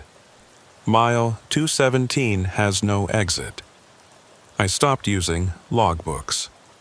Kept my records digitally on a computer in files that couldn't be mysteriously written on, but the files corrupted. Every time I opened them, the text was there. Mile 217 has no exit. I stopped keeping records altogether. The echoes got louder. Every night, without fail, I'd hear trucks passing under overpasses. Sometimes it was just background noise, easy to ignore. Other times it was overwhelming, filling my apartment, making the walls vibrate. I moved to a different apartment. The echoes followed. I moved to a different city. The echoes followed. I learned to live with them, learned to tune them out, the way you learn to tune out traffic noise or train whistles or any other sound that becomes part of your environment. But every so often, on nights when the echoes were particularly loud, I'd hear voices in them. Drivers calling out on CB radio, asking for help, reporting their positions, trying to figure out what was happening to them. Nolan's voice still asking if anyone could hear him. The woman who'd said she'd taken exit 217 3 times and kept ending up back on the highway. A man named Carter, who said his fuel gauge wouldn't move no matter how long he drove. A woman named Riley, who said she'd been passing under the same overpass for 6 days straight. Voices of people who'd gotten caught in the loop and never escaped. People who were still there, still driving, still trapped. I tried to respond. Bought a CB radio, set it up in my apartment, tried to transmit messages to them, but they never heard me. Or, if they did, they never responded in any way I could detect. The loop was one way. Voices could come out, but nothing could go back in. 6 months after my experience, I received a package in the mail. No return address, no indication of who'd sent it. Inside was a map, a road atlas, the old-fashioned kind, with pages showing every highway and road in the United States. Someone had marked it up extensively, red circles on dozens of locations, scattered across the country, and next to each circle, a note. Mile 73, repeating overpasses, 3 trucks abandoned. Mile 149, exit to nowhere, voices on CB. Mile 217, no exit, confirmed multiple drivers. Mile 334, time distortion, fuel gauge anomalies. On and on, page after page. Dozens of locations where highways apparently broke down, where the normal rules stopped applying, where drivers got trapped in loops, or disappeared, or experienced impossible things. Mile 217 on I-80 in Ohio wasn't unique. It was just one of many thin spots, places where the infrastructure of the highway system had worn through to something else underneath. Whoever had sent me this map knew about them, had been documenting them, marking them, trying to understand them. And they wanted me to know I wasn't alone. There was no note with the map, no instructions, no explanation. Just the marked locations and the implicit message. This is real, this is happening, and it's happening everywhere.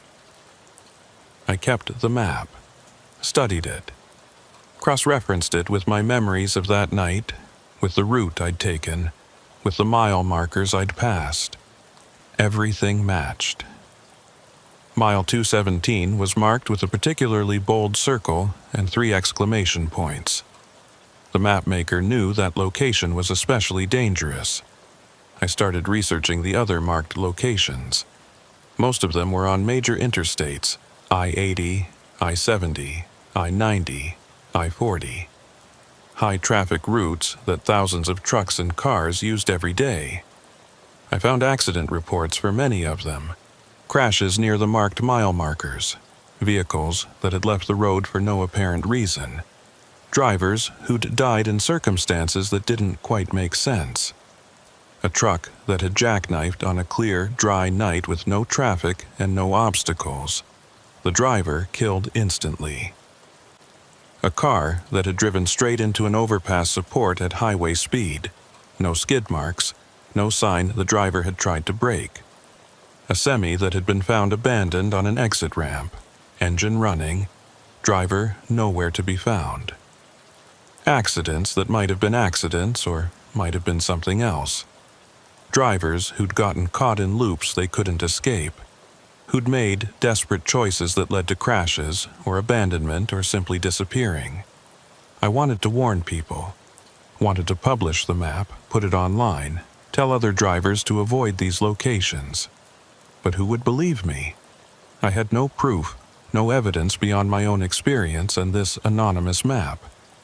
I'd sound like a conspiracy theorist, a crazy person ranting about highway anomalies and impossible loops. And even if people believed me, even if I could convince them to take alternate routes, would it help? The thin spots seemed to move, or multiply, or appear randomly. The mile marker where I'd experienced the loop was mile 217, but other drivers might experience it at mile 215 or mile 220. The exact location wasn't stable. You couldn't avoid something if you didn't know where it would appear. All you could do was stay alert, pay attention to the echoes. Notice when overpasses started looking too similar. Watch your mile markers, your fuel gauge, your odometer. And if things started feeling wrong, get off the highway. Take any exit, even if you don't know where it leads. Risk the unknown side roads rather than stay trapped in the loop. That's what I tell people now, when I can. When I meet someone who drives long haul, when I encounter another trucker at a gas station or rest stop. I tell them my story. Most don't believe me. Some laugh, think I'm joking or exaggerating. But a few, just a few, get this look in their eyes, this recognition, and they tell me their own stories.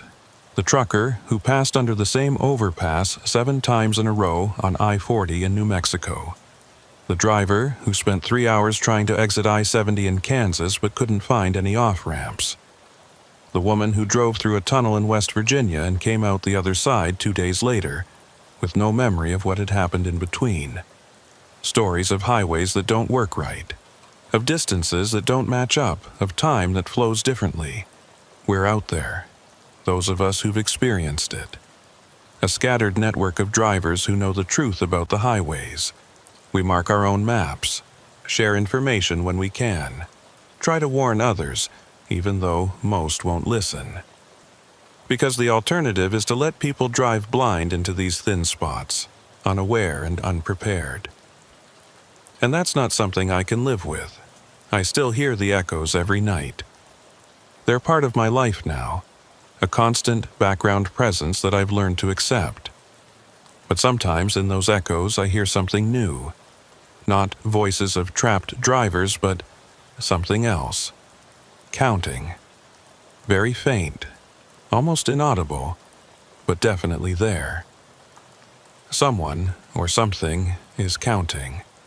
The loops, maybe, or the drivers caught in them, or the thin spots themselves. Counting up or counting down. I can't tell which. All I know is that the number is getting bigger, or smaller. But it's changing, progressing towards some total that will mean something when it's reached. And I'm afraid of what will happen when the counting stops. Last week I had to drive to Cleveland for a work meeting. My company wouldn't accept any excuses. I had to be there in person. Had to present our data analysis to a client. I could have flown, could have taken a train, could have found literally any other way to get there besides driving. But something made me rent a car and take I-80, the same road, through the same stretch of highway. It was daylight this time, clear weather, good visibility. The highway looked normal, busy with traffic, lined with the usual trucks and cars, exit signs appearing at regular intervals. I passed mile marker 2 and 17 at 2:30 p.m. on a Wednesday afternoon. There was an overpass there, just like I remembered. County road crossing over the interstate. I drove under it at 68 miles per hour, and the echo was normal, less than a second. Nothing strange happened. But as I emerged on the other side, I glanced in my rearview mirror, and on the overpass I'd just passed under, I saw something that made my hands tighten on the wheel. There were people standing along the railing, dozens of them, maybe more, all perfectly still, all looking down at the highway, looking down at my car. I didn't stop, didn't slow down, just kept driving, watching in the mirror as the overpass receded behind me. The figures didn't move, didn't wave, didn't react, just watched. And I knew, with absolute certainty, that they were the drivers who'd never escaped. The ones still trapped in the loop, in some version of the highway that existed alongside this one. They could see me, could see normal reality, normal traffic, the world they couldn't reach anymore. And they were waiting. For what, I don't know. Maybe for the counting to stop. Maybe for the thin spots to widen enough that the two versions of the highway merge completely. Maybe for one more driver to make a wrong turn, pass under an overpass at the wrong time, and join them in the endless loop. I made my meeting in Cleveland, delivered my presentation, drove back home on a completely different route, avoiding I-80 entirely. And that night, the echoes in my apartment were louder than they'd ever been. Within them, I heard Nolan's voice one more time. Mile 217, day 673, still driving. Can anyone, please? Day 673. He'd been trapped for almost 2 years. I wanted to reach through the echo, wanted to grab him and pull him out of that loop and into normal reality. But I couldn't. All I could do was listen, bear witness to his suffering, and hope that whatever was counting would stop before it reached the end. I'm writing this down now, all of it, as clearly as I can remember. Not in a logbook.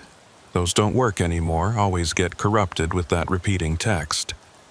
Just in a document on my computer, saved in multiple locations, backed up to cloud storage. If you're reading this, you're probably a trucker, or someone who drives long haul for work, or just someone who spends a lot of time on highways. And you need to know, mile 217 has no exit. But it's not just mile 217, it's dozens of locations, maybe hundreds, scattered across the highway system. Thin spots where reality doesn't work right, where you can get caught in loops that last for hours or days or years. They look normal, they feel normal, right up until they don't. So pay attention. Watch for the warning signs.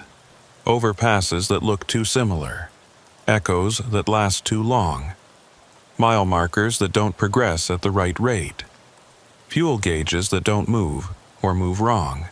GPS units that die suddenly. Exits that appear over and over. Time that doesn't match up. If you notice these things, get off the highway. Immediately.